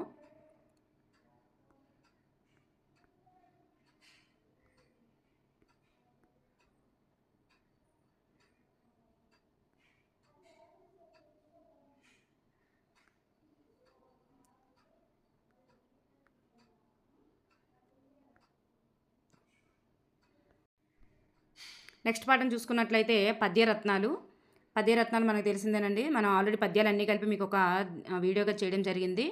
నెక్స్ట్ మనం చూసుకున్నట్లయితే దీనికి అనుబంధంగా ఉన్నది వీరగంధము. వీరగంధంలో కూడా ఏమీ పాత్రలు లేవు. నెక్స్ట్ పేను నల్లి అనేటటువంటి కథలో చూసుకున్నట్లయితే పేను నల్లి అనేటటువంటి కథ ఎక్కడి నుండి తీసుకోబడిందంటే నీతి చంద్రిక నుండి తీసుకోబడింది. ఈ కథలో రాజుగారి యొక్క మంచంలో ఏవేవి జీవిస్తూ ఉండేవంటే పేను నల్లి రెండు కూడా జీవిస్తూ ఉండేవి. పేను నల్లి కథలో రాజుగారు దేన్ని చంపేశారంటే పేరుని చంపేశారు. అంతేనండి, ఇంకేం లేవు దాని నుంచి. నెక్స్ట్ చూస్తే బారిస్టర్ పార్వతీశం అండి. ఇది ఒక హాస్య నవల. బారిస్టర్ గారి యొక్క దీన్ని మొక్కపాటి నరసింహశాస్త్రి రచించారు. చూడండి, బారిస్టర్ గారి యొక్క పూర్తి పేరు ఏంటంటే పూర్తి పేరు వేమూరి పార్వతీశం గారు. వేమూరి పార్వతీశం. బారిస్టర్ పార్వతీశం గారు ఎంతవరకు చదువుకున్నారంటే 5వ ఫారం వరకు చదువుకున్నారు. బారిస్టర్ అనేటటువంటిది లాయర్ కోర్సుకు సంబంధించింది, న్యాయశాస్త్రము. చదువుకోవడానికి ఎక్కడికి వెళ్ళారంటే ఇంగ్లాండ్కి వెళ్ళడం జరిగింది. ఈ 5వ ఫారం వరకు ఎక్కడ చదువుకున్నారంటే టైలర్ హై స్కూల్లో చదవడం జరిగింది. 5వ ఫారం అనేటటువంటిది ఎన్నవ తరగతికి సమానం అంటే 10వ తరగతికి సమానము. పార్వతీశం టోపీని ఎక్కడ కొన్నారంటే చెన్నపట్నం అంటే మెద్రాసులోకి తీసుకోవడం జరిగింది. శ్రమ పడకుండా మేడ ఎక్కేటటువంటి చిన్న గదిని పార్వతీశం ఏ హోటల్లో చూశారంటే మార్సల్ హోటల్లో చూశారు. అదే లిఫ్ట్ అనమాట. ఈ మాసపు పాట ఏంటంటే ఏరువాక పాట, దీనికి అనుబంధంగా ఉన్నది. ఏరువాక పాట, దీనిలో కూడా మనకి ఎటువంటి పాత్రలు లేవు. నెక్స్ట్ మనకు వచ్చేది అత్యాస అనేటటువంటిది కథ. ఇది పంచతంత్ర కథ నుండి తీసుకోబడింది. అత్యాస ఎవరి అత్యాసకి సంబంధించిందమ్మా? అత్యాస బుద్ధిబలం అనేది కుందేలు బుద్ధిబలం చూపించింది కాబట్టి. కానీ ఇక్కడ అత్యాస అనేటటువంటి ఎవరి అత్యాస అంటే జిత్తులమారి నక్కకు సంబంధించింది. ఇది పంచతంత్ర కథల నుండి తీసుకోవడం జరిగింది. ఈ కథలో రెక్కాడితే కానీ డొక్కాడదు అనేటటువంటిది ఒక సామెత. రెక్కాడితే కానీ డొక్కాడదు అనేటటువంటిది ఒక సామెత. ఈ సామెత ఎవరికి సంబంధించినది అంటే జిత్తులమారి నక్కకు సంబంధించింది అనమాట. రెక్కాడితే కానీ డొక్కాడదు అనేటటువంటి సామెత జిత్తులమారి నక్కకు సంబంధించింది. అత్యాస అనేటటువంటి కథలో ముఖ్యంగా ఎవరి అత్యాసను ఉద్దేశించిందంటే జిత్తులమారి నక్కను. ఈ కథ నుండి గ్రహించినటువంటి నీతి ఏంటంటే అత్యాస అదిగా మారితే తెలుసు కదా మనకందరికీ కూడా. ఒక చనిపోయిన పులి ఉంటుంది, అదే ఒక చనిపోయిన మనిషి, పాము, అలాగే వింటి నారి అంటే అదే వేటగాడు, చనిపోయిన వేటగాడు, పాము కుట్టడం వల్ల చనిపోయిన వేటగాడు, అలాగే వింటి నారి, ఒక పక్షి, అదేవిధంగా అక్కడ పాము, ఇవన్నీ కూడా చూసి తను అత్యాస పడుతుంది. ఏది ముందు తినాలో తెలియక వింటినారిని తింటుంది. అదే అనమాట ఆ కథే. అత్యాస అతిగా మారితే అన్నీ కావాలనుకుంటారు, ఉన్నవాటితో సర్దుకుపోలేరు, ఆలోచన లేకుండా ప్రవర్తిస్తారు, ప్రమాదం కొని తెచ్చుకుంటారు. ఇవన్నీ కూడా ఈ కథలో ఉన్నటువంటి నీతులు అనమాట. అన్నీ కావాలనుకుంటారు ఇవన్నీ కూడా. నెక్స్ట్ పార్వతీశం గారి యొక్క ఊరి పేరు ఏంటంటే మొగల్తూరు అనమాట. పార్వతీశం గారి ఊరి పేరు మొగల్తూరు. ఆయన టైలర్ హై స్కూల్లో చదివారు. అలాగే బారిస్టర్ చదవడానికి ఇంగ్లాండ్ వెళ్ళారు. ఆయన గార్డుకి ఎన్ని రూపాయలు ఇస్తారంటే 50 రూపాయలు ఇస్తారు. గది డ్యాష్ మార్గంలోనికి ఎగిరిపోతుందంటే అంతరిక్ష మార్గంలోనికి ఎగిరిపోతుంది. నెక్స్ట్ ఆయన ఏమేమి ఎక్కడ పట్టుకొని వెళ్ళారు చూడండి, ఏమేమి దేనికోసం పట్టుకొని వెళ్ళారో ఉంది, మీకు కావాలంటే చూసుకోండి. నెక్స్ట్ రాజు కవి అనేటటువంటి పాఠం. ఈ పాఠంలో రాజు కవి, ఈ పాఠంలో మనకి పాత్రలు రాజు కవి గురించి అనమాట. ఇది ఒకవేళ రాజు చనిపోతే ఏమనుకుంటారు ప్రజలంటే అయ్యయ్యో చుక్క రాలింది అని అనుకుంటారనమాట. ఎవరిని గురించి? రాజు చనిపోతే మరణిస్తే కనుక అయ్యయ్యో చుక్క రాలిందని ప్రజలు అనుకుంటారు. అదే ఒకవేళ కవి కానీ మరణించినట్లయితే, కవి మరణిస్తే ఆకాశంలో చూడండి, ఆయన మరణించినా సరే ఆకాశంలో ధృవతారలా ప్రకాశిస్తున్నాడు అని చెప్పేసి కవి గురించి ప్రజలు అనుకుంటారనమాట. ప్రజలు ఒకవేళ రాజు చనిపోతే అయ్యయ్యో చుక్క రాలింది అని అనుకుంటారు. కానీ ఆయన మరణించినా కూడా ఆకాశంలో ధృవతారలా ప్రకాశిస్తున్నాడు అని ఎవరు అనుకుంటారు? ప్రజలు అనుకుంటారనమాట. ప్రజలు ఎవరి గురించి అనుకుంటారంటే కవి గురించి అనుకుంటారు. రాజు కవి, దానికి సంబంధించి ముఖ్యమైన పాయింట్లు అవే. నెక్స్ట్ వెయ్యోళ్ళ కవినొయ్యి దీంట్లో ఈ మాస పాటకు సంబంధించి ఏమీ లేవు. ఎందుకంటే చూడండి, రాజు చిన్నప్పటి నుంచి ఎలా ఉంటాడు, కవి ఎలా ఉంటాడు, ఇవన్నీ ఇచ్చారు. మనకి ఇవేమీ అవసరం లేదని నేను చెప్పలేదు. నెక్స్ట్ దెబ్బకు దెబ్బ అనేటటువంటి పాఠంలో అనేటటువంటి కథ, ఇది నీతి కథల నుండి తీసుకొని రాబడింది. ఈ కథలోని రైతు ఏం చేస్తారంటే కట్టెల బండిని వ్యాపారికి ఎంత అమ్ముతాడంటే 20 రూపాయలకు అమ్ముతాడమ్మా. ఫస్ట్ యాక్చువల్గా ఏం చేస్తాడంటే ఒక రైతు వ్యాపారి దగ్గరికి వెళ్తాడు, కట్టెలు వ్యాపారం చేస్తుంటాడు అనమాట. ఒక వ్యాపారం చేస్తుంటాడు, ఒక రైతు దగ్గరికి వెళ్తాడు. రైతు కట్టెలని కొంటాడనమాట. కొనేటప్పుడు ఎంత కొంటాడంటే 20 రూపాయలకు కొంటాడనమాట. రూ. 20 కొంటాడు. కానీ ఆ రైతు ఏం చేస్తాడు, కట్టెలతో పాటు కట్టెల బండిని కూడా నాకే ఇచ్చేయాలి. నేను కట్టెల బండితో పాటు బండి కట్టెలు అనే అర్థంతో నేను కొన్నాను కాబట్టి బండిని కూడా నాకే ఇచ్చేయాలని చెప్పేసి చాకచక్యంగా తీసుకుంటాడనమాట. దానికి విపర్యంగా తన యొక్క కూతురు ఏం చేస్తుంది, వ్యాపారి యొక్క కూతురు మరుసటి రోజు వచ్చి, అంటే కొద్ది రోజుల తర్వాత వచ్చి ఏం చేస్తుంది, కట్టెలు మోపు పట్టుకొని వస్తుంది అనమాట. మోపు పట్టుకొని వచ్చి ఇది ఎంత మళ్ళీ అదే రైతుకు అమ్ముతుంది. ఎంతకనంటే గుప్పెడు బియ్యం అని చెప్పేసి అంటుంది. రైతు అనమాట గుప్పెడు బియ్యం తీసుకొచ్చి వేసేటప్పుడు నాకు ఆ చేతులను కూడా కోసి ఇవ్వండి అని అంటుంది. ఎందుకంటే గుప్పెడు బియ్యము గుప్పెళ్ళతో కలిపి నాకు ఇవ్వాలి కాబట్టి చేతులను కూడా కోసి ఇవ్వండి అంటుంది. అదేంటి అలా అని అంటే, మరి మా నాన్నగారి దగ్గర ఇలా మీరు తీసుకున్నారు కాబట్టి కట్టెల బండిని కూడా తీసుకున్నారు కాబట్టి మీరు గుప్పెళ్ళతో నాకు చేతులు కోసి ఇవ్వండి అని అంటుంది అనమాట. ఇక్కడ మనకు బిట్టిగా వచ్చేది ఏంటంటే రూ. 20 అనమాట. ఎంత వ్యాపారి కట్టెల బండిని రైతుకి ఎంతకు అమ్మాడంటే రూ. 20 అమ్మడం జరిగిందనమాట.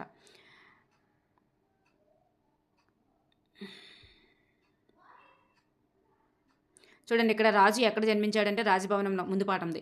కవి ఎక్కడ జన్మించాడంటే పూరు గుడిసెలో. అధికార ధనమయమైంది ఏదంటే రాజదండము. చూడండి, అధికార ధనమయము, ఇది మోస్ట్ ఇంపార్టెంట్. అధికార ధనమయమైనది ఏదంటే రాజదండము. అధికారంతో కలిగి ఉండేది రాజదండం. కష్టాలతో నిండినది ఏదంటే కవి యొక్క ఇల్లు. అలాగే రాజును ప్రజలు ఎలా దేనితో గౌరవిస్తారంటే భయం వలన గౌరవిస్తారు. కవి దేన్ని ఏలగలడంటే ఇహాన్ని పరాన్ని, భూమి ఆకాశాన్ని. అలాగే ఎవరు మరణిస్తే తార రాలిందని అంటారు, రాజు మరణిస్తే. ఎవరు మరణిస్తే ఒక తార ఆకాశంలో మెరిసింది అని అంటారంటే కవి మరణిస్తే. ఓకేనండి.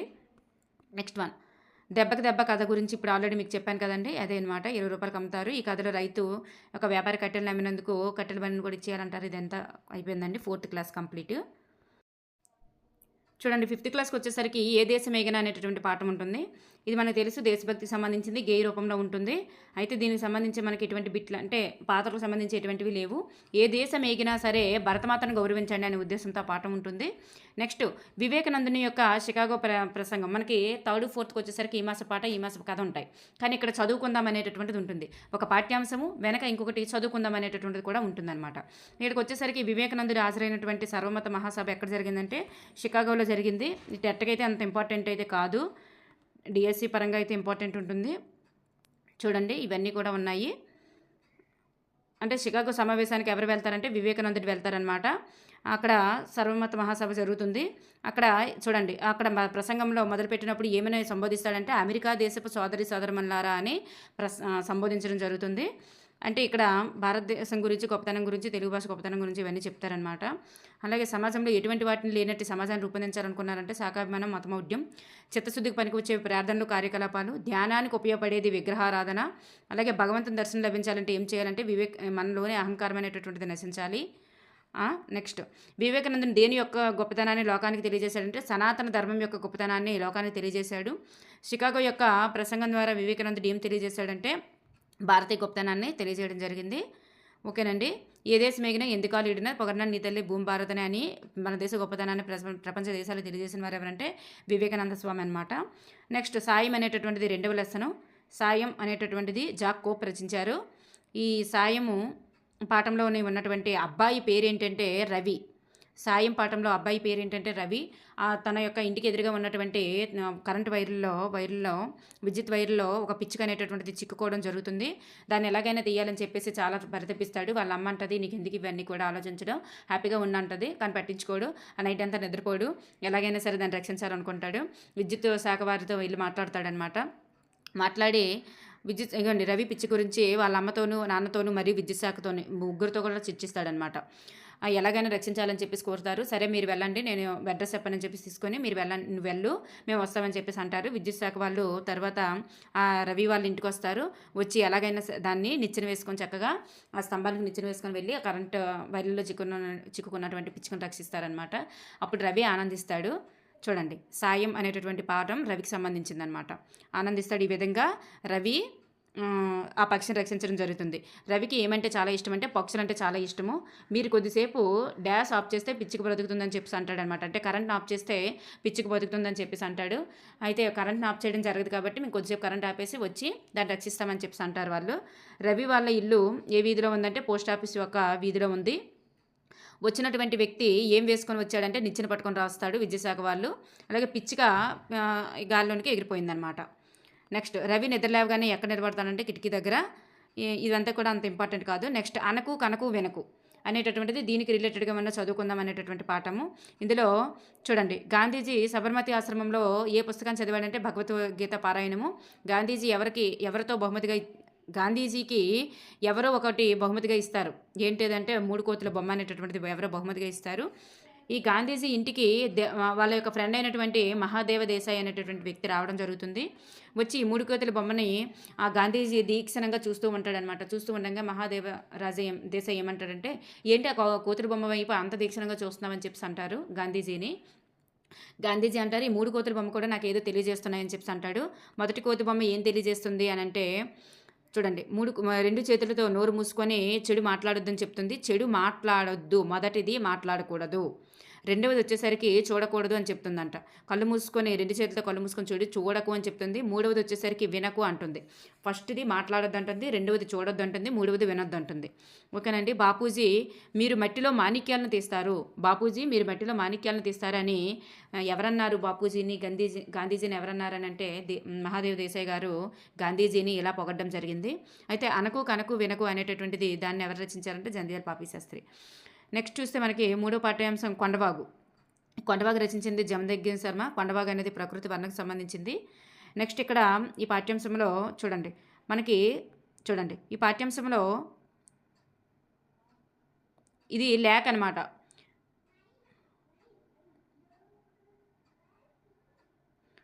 పిల్లల మనస్తత్వ చిత్రానికి సంబంధించి ఈ జమదగ్ని శర్మ రాశారనమాట. పాఠ్యాంశంలో లేఖ ఎవరు రాశారంటే జావేద్ రాశారమ్మా. ఎవరికి రాశారంటే వెంకట్కి రాశారు. అంటే ఫస్ట్ లేఖలో ఏమని సంబోధించారు, వెంకట్ అని సంబోధిస్తాడనమాట. చివరిలో ప్రియమైన నేను అని అంటాడు. ఎవరు, జావేద్ అనమాట. జావేద్ రాస్తాడు, వెంకట్కి రాస్తాడనమాట. వెంకట్కి జావేద్ రాస్తాడు. ఈ పాఠ్యాంశంలో వెంకట్ యొక్క స్నేహితుల పేర్లు ఏంటంటే రహీము మరియు డేవిడ్. మీకు అంత ఇంపార్టెంట్ కాదు. పాఠ్యాంశంలో జావేద్ ఎవరి ఊరు వెళ్తాడు, ఎవరి ఊరు వెళ్ళానని చెప్తాడు. ఈ జావేద్ రాస్తాడు కదా, లెటర్ రాసినప్పుడు ఎవరి ఊరు వెళ్ళానని అంటాడు, రామం వాళ్ళ ఊరు వెళ్ళానని చెప్తాడనమాట. జావేద్తో పాటు రామం వాళ్ళ ఊరును చూసింది ఎవరంటే ఇవన్నీ అవసరం లేదు మీకు, డిఎస్సికి అయితే అంత డెప్త్గా అవసరం లేదు. ఇక్కడ లంక అంటే అర్థం ఏంటంటే నదిలో పైకి లేచి ఉన్నటువంటి భూభాగాన్ని లంక అంటారు. మేట అంటే అర్థం ఏంటంటే ఇసుక గల ప్రదేశాన్ని మేట అంటారు. లంక అంటే నదిలో పైకి ఉన్న భూభాగము, మేట అంటే ఇసుక గల ప్రదేశం అనమాట. ఇక్కడ చూడండి, ఇక్కడ కొన్ని బిట్లు చూద్దాం. ఉత్తరం ఎవరు రాశారంటే జావేద్ సెలవులకు ఎక్కడికి వెళ్ళాడంటే రామం వాళ్ళ ఊరు వెళ్ళాడు. నెక్స్ట్ ఆకాశం ఏ నీలం రంగు, ఇది ఏం కాదు. నెక్స్ట్ వన్ చూడండి, ఇక్కడ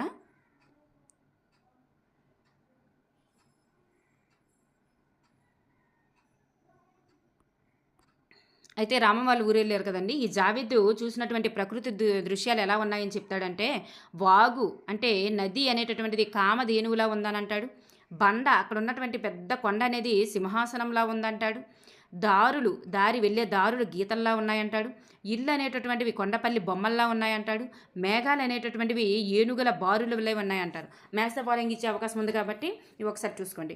వాగు కామధేనువులాగా, బండ సింహాసనంలాగా అంటే కూర్చొని సింహాసనంలాగా, దారులు గీతలలాగా, ఇల్లు కొండపల్లి బొమ్మల్లాగా, మేఘాలు ఏనుగుల బారుల వల్లే కనిపిస్తున్నాయని చెప్పేసి అంటాడనమాట. నెక్స్ట్ ఈ కొండపల్లి పాఠానికి రిలేటెడ్గా ఉన్నది వడగళ్ళు అనేటటువంటిది. దీంట్లో కూడా మనకి ఎటువంటి లేవు. నెక్స్ట్ జైగీతం అనేటటువంటిది బోయి భీమన్న గారి యొక్క రచించారు. ఈ జైగీతం అనేటటువంటి పాఠం ఎవరికి సంబంధించిందంటే బిఆర్ అంబేద్కర్ గారి యొక్క సంబంధించింది. పాఠ్యాంశంలో సంవిధానం అంటే అర్థం రాజ్యాంగము, రోడ్లు అంటే ఆకులు రాలిన చెట్లు, ఇలా ఉంటాయి కొన్ని మీనింగ్స్. దాంట్లో కూడా మనకి ఏమీ లేదండి బిట్స్. నెక్స్ట్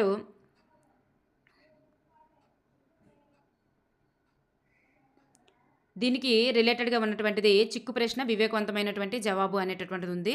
ఈ పాఠ్యాంశంలో రాజుగారు చిక్కు ప్రశ్నను వేస్తానని ఎప్పుడు ప్రకటించాడు అంటే తన యొక్క 60 ఏళ్ల వార్షికోత్సవం నాడు ప్రకటించాడనమాట. చిక్కు ప్రశ్న వేస్తానని చెప్పేసి 60 ఏళ్ల వార్షికోత్సవం నాడు ప్రకటించాడు. పాఠ్యాంశంలో రాజుగారు చిక్కు ప్రశ్నను ఎప్పుడు వేశారంటే రాబోయే పౌర్ణమి నాడు పౌర్ణమి రోజున వేశాడనమాట. పౌర్ణమి రోజు వేశాడు. ఎప్పుడు ప్రకటించాడంటే 60 ఏళ్ల వార్షికోత్సవం నాడు, షష్ఠి పూర్తి రోజు. నెక్స్ట్ పాఠ్యాంశంలో రాజుగారు వేసినటువంటి చిక్కు ప్రశ్న ఏమని వేశారంటే మహారాణి గారి యొక్క గుత్తి వంకాయ కూర తినాలనిపించింది, ఆ కూర వండినటువంటి వంటకానికి ఎన్ని బంగారు కాసులు బహుమతిగా ఇచ్చిందని చెప్పేసి ఒక కథను వివరిస్తాడనమాట. ఇలా ఎన్ని బంగారు కాసులు అనేటువంటివి బహుమతిగా ఇచ్చిందని చెప్పేసి ఒక చిక్కు ప్రశ్న అనేటువంటిది వేస్తాడు. ఒక కథ అంతా వివరించి ఆ కథలోనే ఆన్సర్ ఉంటుందన్నమాట. ఆ చిక్కు ప్రశ్నకు సమాధానం అనేటటువంటిది చెప్పిన వారికి రాజుగారు ఎంత బహుమతి ఇచ్చారంటే 100 రూపాయల బహుమతిగా ఇవ్వడం జరిగిందనమాట. ఎన్ని రూపాయలు బహుమతి బంగారు కాసులు బహుమతిగా ఇస్తానన్నారంటే నూట 1116 అనమాట. 1116 అనేటటువంటిది 1116 అనేటటువంటిది సారీ 116 రూపాయలు అనేటటువంటిది బహుమతిగా ఇస్తానన్నారు. చూడండి, 116 రూపాయలు బహుమతిగా ఇస్తానన్నారు. కానీ అందులో ఎన్ని బంగారు నాణేలు చూడండి, ఆ కథలో మాత్రం మహారాణి వంటవాడికి ఇచ్చిన బంగారు నాణేలు 1116 అమ్మ. 1116.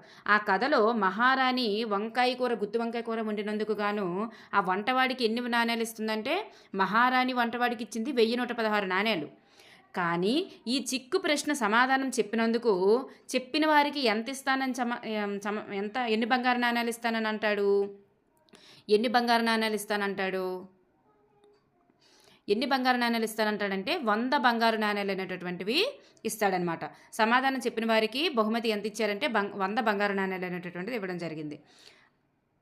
ఓకేనండి, 1116 ఇక్కడ ఆన్సర్. అయితే చిక్కు ప్రశ్న యొక్క వివేకవంతమైనటువంటి సమాధానం ఏంటంటే వంటవాడు మసాలా నూరుతున్నాడులో నూరుంది, కూరలో మసాలా 1000 అంటే 1000 ఉంది, సో 7 ఉంది ఇలా అనమాట. లెక్కేసుకొని 1116 అనేటటువంటిది ఆన్సరు ఆ పాపాయి చెప్పడం జరిగిందనమాట. పాపాయి 1116 అనే ఆన్సర్ చెప్పినందుకు గాను పాపాయికి ఎంత ఇచ్చారంటే ఎన్ని ఇచ్చారంటే 100 బంగారు చూడండి 100 బంగారు నాణేలు అనేటటువంటిది ఇవ్వడం జరిగింది. అక్కడ మహారాణి వంట మనిషికి ఎంత ఇచ్చిందంటే 1116 బంగారు కాసులు ఇచ్చింది.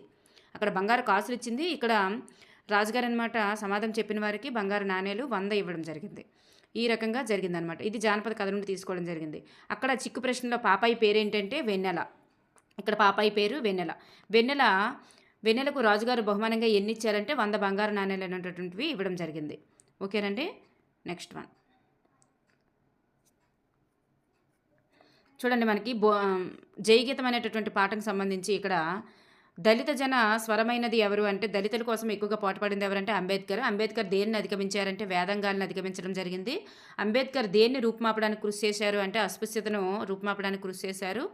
అవనికి దీపం పెట్టింది ఎవరంటే అంబేద్కరు. పంపకాన్ని మదించి అంబేద్కర్ లోకానికి ఏమి ఇచ్చారంటే పరిమళాన్ని ఇచ్చారంట. అంబేద్కర్ వేడిని చిగురింపజేశారంటే మ్రోళ్ళని చిగురింపజేశారంట. ఈ విధంగా బిట్లు ఉన్నాయన్నమాట. నెక్స్ట్ వన్ చూస్తే తోలుబొమ్మలాట. ఇది ఒక జానపద కళారూపము. ఇది ఒక చూడండి 90 ఆమడలైనా వెళ్ళి తోలుబొమ్మలాట చూడాలి అనేటటువంటిది ఒక నానుడి అంటే అర్థం ఏంటి? సామెత. 90 ఆమడలు వెళ్ళైనా తోలుబొమ్మలాట చూడాలి అనేటటువంటిది ఒక సామెత అనమాట. ఇక్కడ చూస్తే ఆర్య కులస్తులు మహారాష్ట్రకు చెందినటువంటి ఆర్య కులస్తులు ఈ తోలుబొమ్మలాటని ప్రదర్శించడం జరుగుతుంది. ఈ తోలుబొమ్మలాట ఎక్కడ జరుగుతుందంటే వైఎస్ఆర్ కడప, అనంతపురం, శ్రీకాకుళం, విశాఖపట్నం, తూర్పుగోదావరిలో జరుగుతుంది. తోలుబొమ్మలాట అనేటటువంటిది ఒక జానపద కళ అనమాట. ఈ తోలుబొమ్మలాట తయారీలో చూడండి వాళ్ళు సహజసిద్ధమైనటువంటి రంగులు వాడతారు. అవి మోదుగు పువ్వు, బంక, దీపపు మసి. మోదుగు పువ్వు నుంచి, బంక నుంచి, దీపపు మసి నుంచి వాళ్ళు ఆ సహసిద్ధమైనటువంటి రంగులు తీసుకోవడం జరుగుతుంది. జంతు చర్మాలను కూడా ఉపయోగిస్తారు. వాళ్ళు చూడండి 1 అడుగు నుంచి 4 అడుగులు 1 అడుగు నుంచి 4 అడుగులు ఎత్తున్నటువంటి బొమ్మలను తయారు చేస్తారనమాట. జంతు చర్మాలను ఉపయోగిస్తారు. 1 అడుగు నుంచి 4 అడుగులు ఉన్నటువంటి బొమ్మలు తయారు చేస్తారు. మోదుగ పువ్వు, బంక, దీపపు మసి ఈ 3 ఉన్నటువంటి సహసిద్ధ రంగుల్ని వాళ్ళు తయారు చేయడం జరుగుతుంది. అలాగే బొమ్మకి మధ్యలో వెదురు బద్ద అనేటటువంటిది కడతారు ఆడించడం కోసం అనమాట. 3 వైపులా మూసి ఉన్నటువంటి పందిరి అనేటువంటి ఉంటుంది. ఒకవైపే ఓపెన్ చేయబడి ఉంటుంది. ఇక్కడ ఎంతమంది కళాకారులు ఉంటారంటే 6 నుంచి 8 మంది కళాకారులు అనమాట. అక్కడ తోలుబొమ్మలాట ప్రదర్శించడం జరుగుతుంది. 6 నుంచి 8 మంది. ఇందులో చెప్పేటటువంటి కథలు భాగవత కథలు, భక్త ప్రహ్లాద, సావిత్రి, కృష్ణలీలలు. భాగవత కథలు అనేటటువంటి ముఖ్యంగా చెప్తారు. భక్త ప్రహ్లాద, సావిత్రి, కృష్ణలీలలు వీటికి సంబంధించిన కథలు చెప్తారు. ఇవి ఎన్ని రోజులు ప్రదర్శిస్తారంటే 3 రోజులు ప్రదర్శిస్తారు. కథ ప్రారంభానికి ముందు ఎవరిని ప్రార్థిస్తారంటే గణపతి ప్రార్థన. అలాగే తోలుబొమ్మలాట నాటరాగంతో ప్రారంభమవుతుంది, సురభి రాగంతో ముగిస్తారు. నాటరాగంతో ప్రారంభమయ్యి సురభి రాగంతో ముగిస్తారు. తోలుబొమ్మలాటలో సామాన్య జనాన్ని నవ్వించేటటువంటి పాత్రలు ఏంటంటే కేతిగాడు, జుత్తుపోలిగాడు, బంగారక్క వీళ్ళు ముగ్గురు కూడా నవ్విస్తారనమాట. కేతిగాడిని ఏమంటారంటే జుత్తుపోలిగాడు అని కూడా అంటారు. తోలుబొమ్మలాటలో ప్రదర్శించే కథలు, గాథలు పుస్తక రూపంలో ఉండవు కనుక వీటిని పిల్లలు ఎలా నేర్చుకుంటారంటే ముఖతాహ పారాయణం. ముఖతాహ పారాయణం ద్వారా నేర్చుకుంటారనమాట. ఇవి పుస్తక రూపాల్లో ఉండవన్నమాట తోలుబొమ్మలాట కథలు. ఓకేనండి. చూడండి, కేతిగాడు బంగారక్క వీళ్ళిద్దరూ కూడా హాస్యగాళ్ళు అనమాట. కేతిగాడు బంగారక్క. కేతిగాడికి ఇంకో పేరు ఏంటంటే జుత్తుపోలుగాడు అనమాట. ముఖతాహ పారాయణం ద్వారా అంటే ఒకరు చెబుతుంటే విని నేర్చుకోవడం ద్వారా ఈ తోలుబొమ్మలాటని నేర్చుకోవడం జరుగుతుంది. కళల ద్వారా మానవ నాగరికత అనేటటువంటిది ప్రతిబింబిస్తుంది. అంతరించిపోకుండా కాపాడుకోవాల్సిన జానపద కథలు ఏంటంటే పగటి వేషాలు, బుర్రకథలు, ఒగ్గు కథలు, జాముకుల కథలు. ఇవన్నీ కూడా జానపద కళారూపాల ద్వారా పిల్లలకి ఏం తెలుస్తుందంటే సంస్కృతి సాంప్రదాయాలు అనేటువంటివి తెలుస్తాయి అన్నమాట. నెక్స్ట్ చూస్తే ఆర్య కులస్తులు మహారాష్ట్ర నుంచి వస్తారు, ఇవన్నీ చెప్పుకున్నాము. నెక్స్ట్ పెన్నేటి పాట. ఈ పెన్నేటి పాట రాయలసీమ సౌందర్యాన్ని విషాదాన్ని గురించి తెలియజేసినటువంటి వారు ఎవరంటే పెన్నేటి పాట రచయిత విద్వాన్ విశ్వం గారు తెలియజేస్తారు. ఈ పెన్నేటి పాటలో మనకి పాత్రలు అయితే ఏమీ లేవు పెద్దగా. ఇక్కడ మనకి వెనకాల కరపత్రం కూడా ఉంటుందండి. రావుల వలస గ్రామానికి సంబంధించిందనమాట పెన్నేటి పాట పాట వెనక మనకి ఉన్నటువంటి కరపత్రము రావుల వలస గ్రామ పంచాయతీ వాళ్ళు దీన్ని వేయడం జరిగిందనమాట. గ్రామ ప్రజలారా జాగ్రత్త పడండి, నీటిని పొదుపు చేయండి. అంటే ఇది దేనికి సంబంధించింది కరపత్రం అంటే నీటి వృధాను అరకట్టడం కోసం అనమాట. నీటిని పొదుపు చేయడం కోసము రావుల వలస గ్రామ ప్రజలు వీటిని ప్రచురించడం జరిగింది. నెక్స్ట్ వన్ చూసుకున్నట్లయితే దాంట్లో పెన్నేటి పాటలో మనకి ఏ నది గురించి ప్రస్తావించడం జరిగిందంటే పెన్నా నది గురించి అనమాట. పెన్నేటి పాఠము ఏ నది గురించి అంటే పెన్నా నది గురించి. నెక్స్ట్ వన్ మనకి చదువుకుందాం అనేటటువంటిది 3 చేపలు పాఠం ఉంది. ఇందులో దీర్ఘదర్శి, ప్రాప్తకాలజ్ఞుడు, దీర్ఘసూత్రుడు అనేటటువంటి వాళ్ళు ఉంటారు. ఈ కథలో దీర్ఘదర్శి ఈ మడుగు చాలా చిన్నది కదా, వేసవిలో ఎండిపోద్ది, మనం కనుక ఇప్పుడే మనం ఎక్కడైనా ఎండిపోకుండా ఉన్నటువంటి పెద్ద మడుగులోకి వెళ్ళిపోదామంటది దీర్ఘదర్శి. ప్రాప్తకాలజ్ఞుడు ఏమంటాడంటే వేసవి వస్తే ఈ మడుగు ఎండిపోతుంది అని ఎలా చెప్పగలవు, ఈ మడుగు చాలా పెద్దది కదా అని అంటాడు. కానీ ఈ కథలో దీర్ఘసూత్రుడు ఏమంటారంటే మీ మాటలు చాలా తికమగ్గా ఉన్నాయి, ఎక్కడి నుంచో కదలడం మంచిది కాదని చెప్పి అంటారు. ఆపద వస్తుందని ముందు చూపుతో ఎవరు తప్పించుకుంటారంటే దీర్ఘదర్శి తప్పించుకుంటారు. సమయస్ఫూర్తితో తన యొక్క ప్రాణాలను ఎవరు రక్షించుకుంటారంటే ఆ వేటగా అంటే జాలరు వచ్చినప్పుడు చేపలను పట్టే సమయంలో తన యొక్క వలకి ఇలా పట్టేస్తుంది అనమాట. వలలో ఆల్రెడీ పడిపోయినట్లుగా వలని పట్టుకొని ఆ వలల ద్వారా వెళ్ళిపోయి ఇంకో మడుగులోనికి వేటగాడు ఇంకో మడుగు దగ్గరికి వెళ్ళినప్పుడు ఆ మడుగులోనికి వెళ్ళిపోద్దా, ఆ పరంగా తప్పించుకుంటుంది ప్రాప్తకాలజ్ఞుడు. మంద బుద్ధితో నిర్లక్ష్యంతో తన ప్రాణాలను పోగొట్టుకున్నది ఎవరంటే దీర్ఘసూత్రుడు అనమాట. నెక్స్ట్ వన్ పద్యాలన్నీ మనం ఆల్రెడీ ఒకటి చేయడం జరిగింది వీడియో. 3rd క్లాస్ నుంచి 8th క్లాస్ వరకు ఉన్న పద్యాలన్నీ కూడా ఒక వీడియో చేయడం జరిగింది. పద్యరత్నాలు అనేటటువంటివి నైతిక విలువలు నేర్పిస్తాయి, మనకు ఆల్రెడీ తెలిసిందే. చూడండి, ఇక్కడ చదువని వాడు విజ్ఞానుండు అనేటటువంటి ఈ మాటలు ఎవరన్నారంటే హిరణ్యకుడు ప్రహ్లాదునితో అన్నాడనమాట. ఇవన్నీ పద్యంలో ఉంటాయి, ఒక్కొక్కటి మనం చూసుకుంటే కనుక.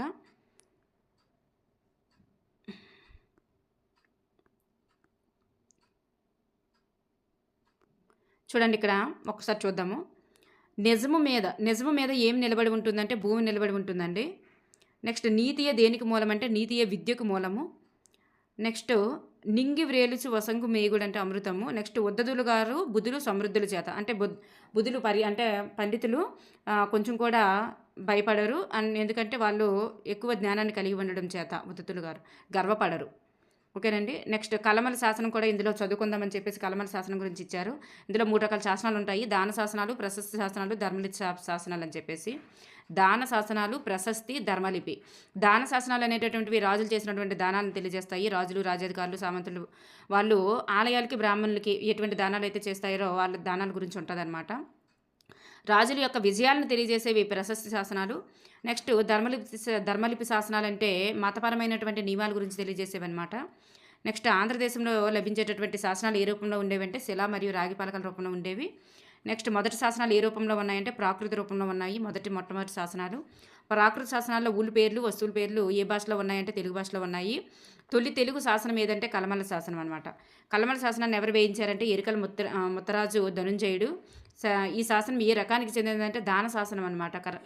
కర్మల శాసనం అనేది పాఠం పేరు. అది ఏ శాసనం అంటే దాన శాసనం. మనం చెప్పుకున్నాం కదా 3 రకాల శాసనాలని: దాన శాసనము, ప్రశస్తి శాసనము, అలాగే ధర్మలిపి శాసనం. మతాలకు సంబంధించింది ధర్మలిపి శాసనం అనమాట. నెక్స్ట్ తెలుగులో మొదటి శాసనాలు వేసిన వారు రేనాటి చోళులు. అలాగే రేనాటి ఇప్పుడు ఆంధ్రప్రదేశ్లో ఏ ప్రాంతం అంటే కడప జిల్లా అనమాట. కలమల శాసనం ఏ వాక్యంతో మూసిందనేది ఇలా ఉంది, ఇంకా నెక్స్ట్ అవసరం లేదు. నెక్స్ట్ ఈటింగ్ పండుగ గురజాడ వెంకట రమణమూర్తి గిడుగు రామమూర్తి గారు రచించారు కదండి. అయితే సబర భాష, మొత్తం సబర భాష గురించి ఇంగ్లీషు తెలుగు సబర ఇంగ్లీష్ నిఘంటువు రచించారు. అలాగే సబరల కోసం పాటలు కథలు సేకరించి వాళ్ళకు మంచి మంచి పుస్తకాలు రచించారు, వాచకాలు రచించారు. అలాగే సబర భాష మాధ్యమంలో తొలి పాఠశాలను నడిపారు. ఇవన్నీ చేశారనమాట ఆయన. అయితే ఇక్కడ ఈ పాఠంలో చూసుకున్నట్లయితే పాత్రలు క్రాంతి, అక్షయ, పెదనాన్న. క్రాంతి, అక్షయ, పెదనాన్న అనేటటువంటి పాత్రలు ఉన్నాయి. క్రాంతి, అక్షయలు ఎక్కడి నుంచి ఏ ఊరు వచ్చారని అంటే విజయవాడ నుంచి పాడేరుకు వచ్చారనమాట. క్రాంతి, అక్షయలు విజయవాడ నుంచి పాడేరు వచ్చారనమాట. పాడేరు అంటే ఇటింగ్ పండుగ, పాడేరులో జరుపుకునేటటువంటి పండుగ అనమాట ఇది.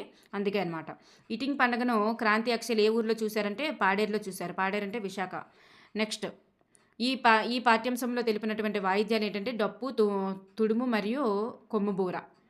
నెక్స్ట్ ఇటింగ్ పండుగను గిరిజనులు ఏమని పిలుస్తారంటే విటింగ్ పండుగ అని పిలుస్తారు. ఇటింగ్ పండుగ ఏ జిల్లాల వాళ్ళు జరుపుకుంటారంటే విశాఖ, విజయనగరం జిల్లాలోని మన్యం ప్రజలు. ఈ పండుగ ఏ నెలలో జరుపుకుంటారంటే మార్చి లేదా ఏప్రిల్ నెలల్లో జరుపుకుంటారు. మార్చి లేదా ఏప్రిల్ నెలల్లో. ఒడిశా ప్రాచుర్యం ఉన్నవారు ఈ పండుగను ఏమని పిలుస్తారంటే ఒడిశా వాళ్ళు ఏమని పిలుస్తారంటే చైత్ర పర్వం అని పిలుస్తారు. గిరిజనులు కానటువంటి వాళ్ళు ఏమని పిలుస్తారంటే దీన్ని ఇటుకల పండుగ అని అంటారు. గిరిజనుల యొక్క మొట్టమొదటి పండుగ ఏంటంటే ఇదనమాట. గిరిజనుల యొక్క మొట్టమొదటి పండుగ ఇది, మంది ఉగాది అలాగనమాట. ఇటీ పండుగను ఎప్పుడు చేస్తారంటే ఉగాది తరువాత నవమి మధ్యలో, ఉగాది దాటి నుంచి నవమి మధ్యలో చేస్తారు. అలాగే గిరిజనులు పెట్టుకునేటటువంటి 12 నెలల పేర్లలో 4వ నెల పేరు అనమాట. 4వ నెల పేరు ఏంటంటే విటింగ్ అనమాట. వాళ్ళు 12 నెలలకు పేర్లు పెట్టుకుంటారు. వాళ్ళ యొక్క 4 నెలల పేరే విటింగ్ అనమాట. విటింగ్ పండుగను గిరిజన నెలల లెక్క ప్రకారం 4 నెలల్లో జరుపుకుంటారు. విటింగ్ పండుగ గురించి చాటింపును ఎప్పుడు వేస్తారంటే శుక్రవారం నాడు చాటింపు వేస్తారు. ఈ పండుగ శుక్రవారం నుంచి ప్రారంభమవుతుంది. అలాగే ఇటు పండుగ రోజు ఏ వ్యవసాయ పనిముట్లు అంటే వ్యవసాయ పనిముట్లన్నీ కూడా కుదురు దగ్గర మూల దగ్గర పెట్టి కుదురు అంటే దేవుని మూల అనమాట వాళ్ళది. అక్కడ పెట్టి వాళ్ళు పూజ చేయడం చేస్తారు. నాగలి, మోకు, పలుపుతాళ్ళు, పార, కొంకి అనేటటువంటివి వీళ్ళ యొక్క వ్యవసాయం పనిముట్లు అనమాట. నాగ, మోకు, పలుపుతాళ్ళు, పార, కొంకి ఇవన్నీ కూడా వీళ్ళ యొక్క వ్యవసాయ పనిముట్లు. కుదురు అనగా అర్థం ఏమిటంటే కుండలు కదలకుండా నిలిపి ఉంచేటటువంటి అమరిక. అలాగే 2వ రోజు పండుగను ఏమని పిలుస్తారంటే రొడ్డ కనుసు అని పిలుస్తారు. 2వ రోజు పండుగను. నెక్స్ట్ రొడ్డ కనుసు అంటే రొడ్డ అంటే మామిడి, సీతాఫలం మొదలైన ఆకులు, కనుసు అంటే ఊరేగింపు. కానీ రొడ్డ కనుసు అంటే అర్థము గ్రామ ఊరేగింపు అని అర్థం. రొడ్డ కనుసు అంటే టోటల్గా గ్రామ ఊరేగింపు అని అర్థం.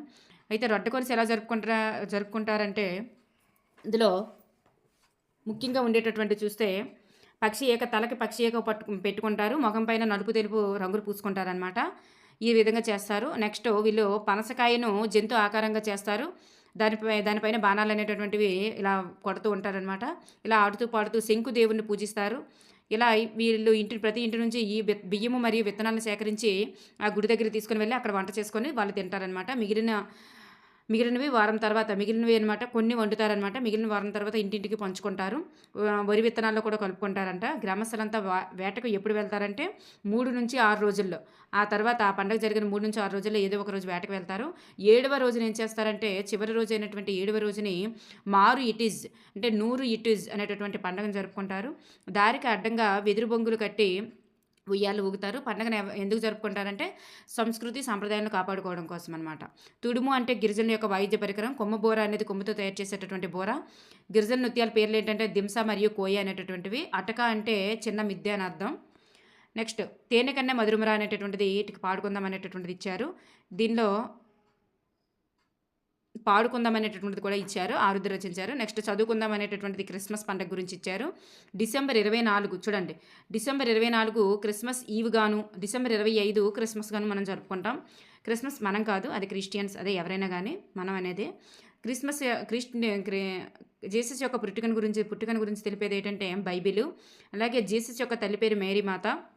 జీసస్ ఏ ప్రాంతంలో జన్మించారంటే బెత్లహాం అనేటటువంటి బెత్లహాంలోని పశువుల శాలలో మేరీ మాతకు జన్మించడం జరిగింది.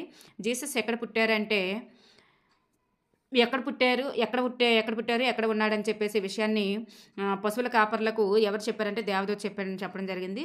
యేసుక్రీస్తు యొక్క ఎప్పుడు జన్మించారంటే డిసెంబర్ 24న 2000 సంవత్సరాల క్రిందట డిసెంబర్ 24వ తేదీన అర్ధరాత్రి పశువుల పాకలో మేరీమాతకు జన్మించడం జరిగింది. అందువల్ల మరుసటి రోజున క్రిస్మస్ పండుగను జరుపుకోవడం జరుగుతుందన్నమాట. నెక్స్ట్ తరికొండ వేంగమాంబ. తరికొండ వేంగమాంబ ఈ పాఠం యొక్క ఇతరత్వం గురించి చూసుకున్నట్టయితే స్త్రీ శక్తిని తెలియజేస్తుంది. ఈ పాఠం ఏ ప్రక్రియకి చెందిందంటే వ్యాసానికి సంబంధించింది. ప్రథమ మహిళా ఉపాధ్యాయుని ఎవరంటే సావిత్రిబాయి పూలే. భారత కోకిల బిరుదాంకితురాలు ఎవరంటే సరోజిని నాయుడు గారు. స్వాతంత్ర్య సమరయోధురాలు ఎవరంటే కస్తూర్బా గాంధీ. తెలుగులో రామాయణం రచించిన కవయిత్రి ఎవరంటే ఆత్కూరి మల్ల. చూడండి, మహిళా ఉపాధ్యాయుని సావిత్రిబాయి పూలే. ఇవన్నీ చూసుకోండి. వెంగమాంబ జననము 2.5 శతాబ్దాల క్రిందట చిత్తూరులోని తరికొండలో జన్మించారు. వెంగమాంబ తల్లిదండ్రుల పేర్లు కానాల కృష్ణయార్యుడు, వెంగమాంబ, మాంగమాంబ. మదర్ పేరు మాంగమాంబ. ఈమె దేని మీద మనసు నిమగ్నం చేసిందంటే, లగ్నం చేసిందంటే భగవంతుని మీద.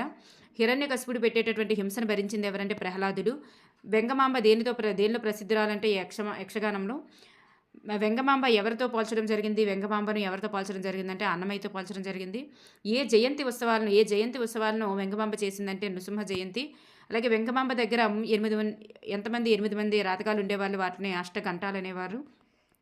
వెంగమాంబ తాను చదువుకోలేదని దేనిలో చెప్పుకుందంటే, వినయంగా చెప్పుకుందంటే రాజయోగ సారము మరియు భాగవతం అనేటటువంటి ద్విపద కావ్యాల్లో తాను ఏమీ చదువుకోలేదని చెప్పడం జరిగింది. వెంగమాంబకు ఇష్టమైనటువంటి రచన ఏదంటే ద్విపద అంటే తనకి చాలా ఇష్టము. అలాగే వెంగమాంబ రాసినటువంటి గ్రంథాలు చూసుకున్నట్లయితే నృసింహ శతకము, నారసింహ విలాస కథ, ద్విపద భాగవతము, వశిష్ఠ రామాయణము, ముక్తికాంత విలాసము, శ్రీ వెంకటేశ్వర చల మహత్యము, అష్టాంగ యోగసారము. ఇవన్నీ కూడా ఆవిడ రచించినటువంటి గ్రంథాలు. వెంగమాంబకు ప్రతిరోజు ఎవరికి ముత్యాలహారం ఇచ్చేదంటే శ్రీనివాసునికి. అలాగే వెంగమాంబకు గల 4 పేర్లు ఏంటంటే తాళ్ళపాకవారి లాలి అని, అలాగే తరికొండమ్మ హారతి. తాళ్ళపాకవారి లాలి అని, తరికొండమ్మ హారతి అని ఈ వెంగమాంబ గారి యొక్క పేర్లు అనమాట. ఆంధ్రప్రదేశం గర్వించదగ్గ కవయిత్రి ఎవరంటే తరికొండ వెంగమాంబ. ఓకేనండి. నెక్స్ట్ మనకి మంచి బహుమతి అనేటటువంటి పాఠం, చివరి పాఠం. ఈ పాఠంలో పాత్రధారులు ఏంటంటే వియాను మామయ్య. వియాన్ యొక్క పుట్టినరోజు వేడుకలకి మామయ్య ఏం చేస్తారంటే మంచి బహుమతి ఇస్తారనమాట. ఆ మంచి బహుమతి ఏంటంటే పుస్తకం. ఎవరు పుట్టినరోజు వేడుకలు జరిగంటే వియాన్వి. బహుమతి ఇచ్చింది ఎవరంటే వియాన్ వాళ్ళ మామయ్య. ఏం ఇస్తారంటే కథల పుస్తకాలు ఇచ్చారు. అలాగే ఎవరికి పుస్తకాలంటే చాలా ఇష్టం అంటే మహాత్మా గాంధీ గారికి పుస్తకాలంటే చాలా ఇష్టం. తన ఆలోచనలను పుస్తకాలే ప్రభావితం చేస్తాయి అని అన్నది ఎవరంటే మహాత్మా గాంధీ గారు. The Kingdom of God is with in you అనేటటువంటి పుస్తకాన్ని రచించింది ఎవరంటే మహాత్మా గాంధీ. ఈ పుస్తకమే తనను అహింస వైపుకు నడిపించింది అని ఆయన చెప్పుకోవడం జరిగింది. భగత్ సింగ్ తనకు ఉరితీసే ముందు ఏమి కోరారు అంటే తనకు ఇష్టమైనటువంటి లెనిన్ రచించినటువంటి రాజ్య విప్లవం అనే పుస్తకాన్ని చదవాలనుకుంటాడు. రాజ్యాంగ నిర్మాత ఎవరంటే డాక్టర్ బిఆర్ అంబేద్కర్ గారు. బిఆర్ అంబేద్కర్ గారు ఎక్కడ చదువుకున్నారంటే ఇంగ్లాండ్లో చదువుకోవడం జరిగింది. బిఆర్ అంబేద్కర్ గారు భారతదేశం వచ్చినప్పుడు ఏమి తెచ్చుకున్నారంటే పుస్తకాలను తెచ్చుకోవడం జరిగింది. బిఆర్ అంబేద్కర్ గారు రోజు రాత్రి ఎంత సమయం వరకు పుస్తకాలు చదివేవాళ్ళంటే 2 గంటల వరకు పుస్తకాలు చదివేవాళ్ళు. బిఆర్ అంబేద్కర్ గారి యొక్క సొంత గ్రంథాలయంలో ఎన్ని పుస్తకాలు ఉండేవంటే 52,000 పుస్తకాలు ఉండేవి. చూడండి, 52,000 పుస్తకాలు ఉండేవంట. నెక్స్ట్ బిఆర్ అంబేద్కర్ గారు ఎన్ని పుస్తకాలను రచించారు? ఆయన ఎన్ని పుస్తకాలు రాశారంటే 32 పుస్తకాలు రచించారమ్మా. 32 పుస్తకాలను రచించారు. ఓకేనండి. ఎన్ని డిగ్రీలు సంపాదించారంటే చూడండి, 23 డిగ్రీలు. ఎన్ని డిగ్రీలు సంపాదించారంటే 23 డిగ్రీలు. అంటే ఇంటర్ డిగ్రీ అలా గుర్తుపెట్టుకోండి. ఇంటర్ ఫస్ట్ చదివాక డిగ్రీ చదివాడు, అలా ఏదో ఒక గుర్తుపెట్టుకోండి అనమాట. 23 ఇంటర్ చదివాకే డిగ్రీ చదివాడు కాబట్టి 23 డిగ్రీలు అలా గుర్తుపెట్టుకోండి. ఎన్ని పుస్తకాలు రచించారంటే 32 పుస్తకాలు. ఇది ఆపోజిట్లో ఉంటాయి కాబట్టి 2 కన్ఫ్యూజ్ అవ్వద్దు. 52,000 పుస్తకాలు గ్రంథాలయంలో ఉండేవి. ఈయన అందరికన్నా ముందు గ్రంథాలయంలోనికి వెళ్ళేవాళ్ళు, ఆఖరిగా బయటకు వచ్చేవాళ్ళు అనమాట. చదివేటప్పుడు ఏవైనా సందేహాలు వస్తే వెంటనే ఇంట్లో వాళ్ళని కానీ టీచర్లను కానీ అడిగి తెలుసుకునే వరకు కూడా ఊరుకునేది కాదంట. ఎవరంటే సరోజిని నాయుడు గారు. సరోజిని నాయుడు గారు రాసినటువంటి పుస్తకం పేరు ఏంటంటే సరోవర రాణి. 13 ఏళ్ల వయసులోనే ఆమె ఈ పుస్తకాన్ని రచించడం జరిగింది. ఎన్నేళ్ల వయసులో అంటే 13 ఏళ్ల వయసులోనే. నెక్స్ట్ తాను అంత అత్యున్నత స్థాయికి చేరడానికి కారణం పుస్తకాలని చెప్పుకున్నది ఎవరంటే అబ్దుల్ కలాం అనమాట. తాను అంత అత్యున్నత స్థాయికి చేరడానికి కారణం పుస్తకాలే అని ఎవరు చెప్పుకున్నారంటే అబ్దుల్ కలాం చెప్పుకోవడం జరిగింది. పుస్తకాలు తన యొక్క శాశ్వత స్నేహితులు అని చెప్పుకున్నది ఎవరంటే అబ్దుల్ కలాం అనమాట. పుస్తకాలే తన యొక్క శాశ్వత స్నేహితులు అని చెప్పుకున్నది ఎవరంటే అబ్దుల్ కలాం. నవ్వుల తాతయ్య అనేటటువంటిది వెనకాల మనకి ఇవ్వడం జరిగింది. అదే చదువుకుందాం దగ్గర. ఆ కమ్మదనము నా రుచి అనేటటువంటి పద్యం దేన్ని తెలియజేస్తుంది అంటే పకోడీ గురించి తెలియజేస్తుంది. ఇక్కడ మనకి చిలకమర్తి లక్ష్మీ నరసింహం గారి గురించే ఉంది తప్ప మనకి ఇంకేం లేవు. Thank you everyone. ఇక్కడికి పాఠం అనేటటువంటిది కంప్లీట్ చేయడం జరిగింది. ఇవంతా కూడా అదనపు సమాచారం మనం ఆల్రెడీ అంతా కూడా ప్రస్తావించడం జరిగింది పాత్రల రచనల గురించి. Thank you everyone.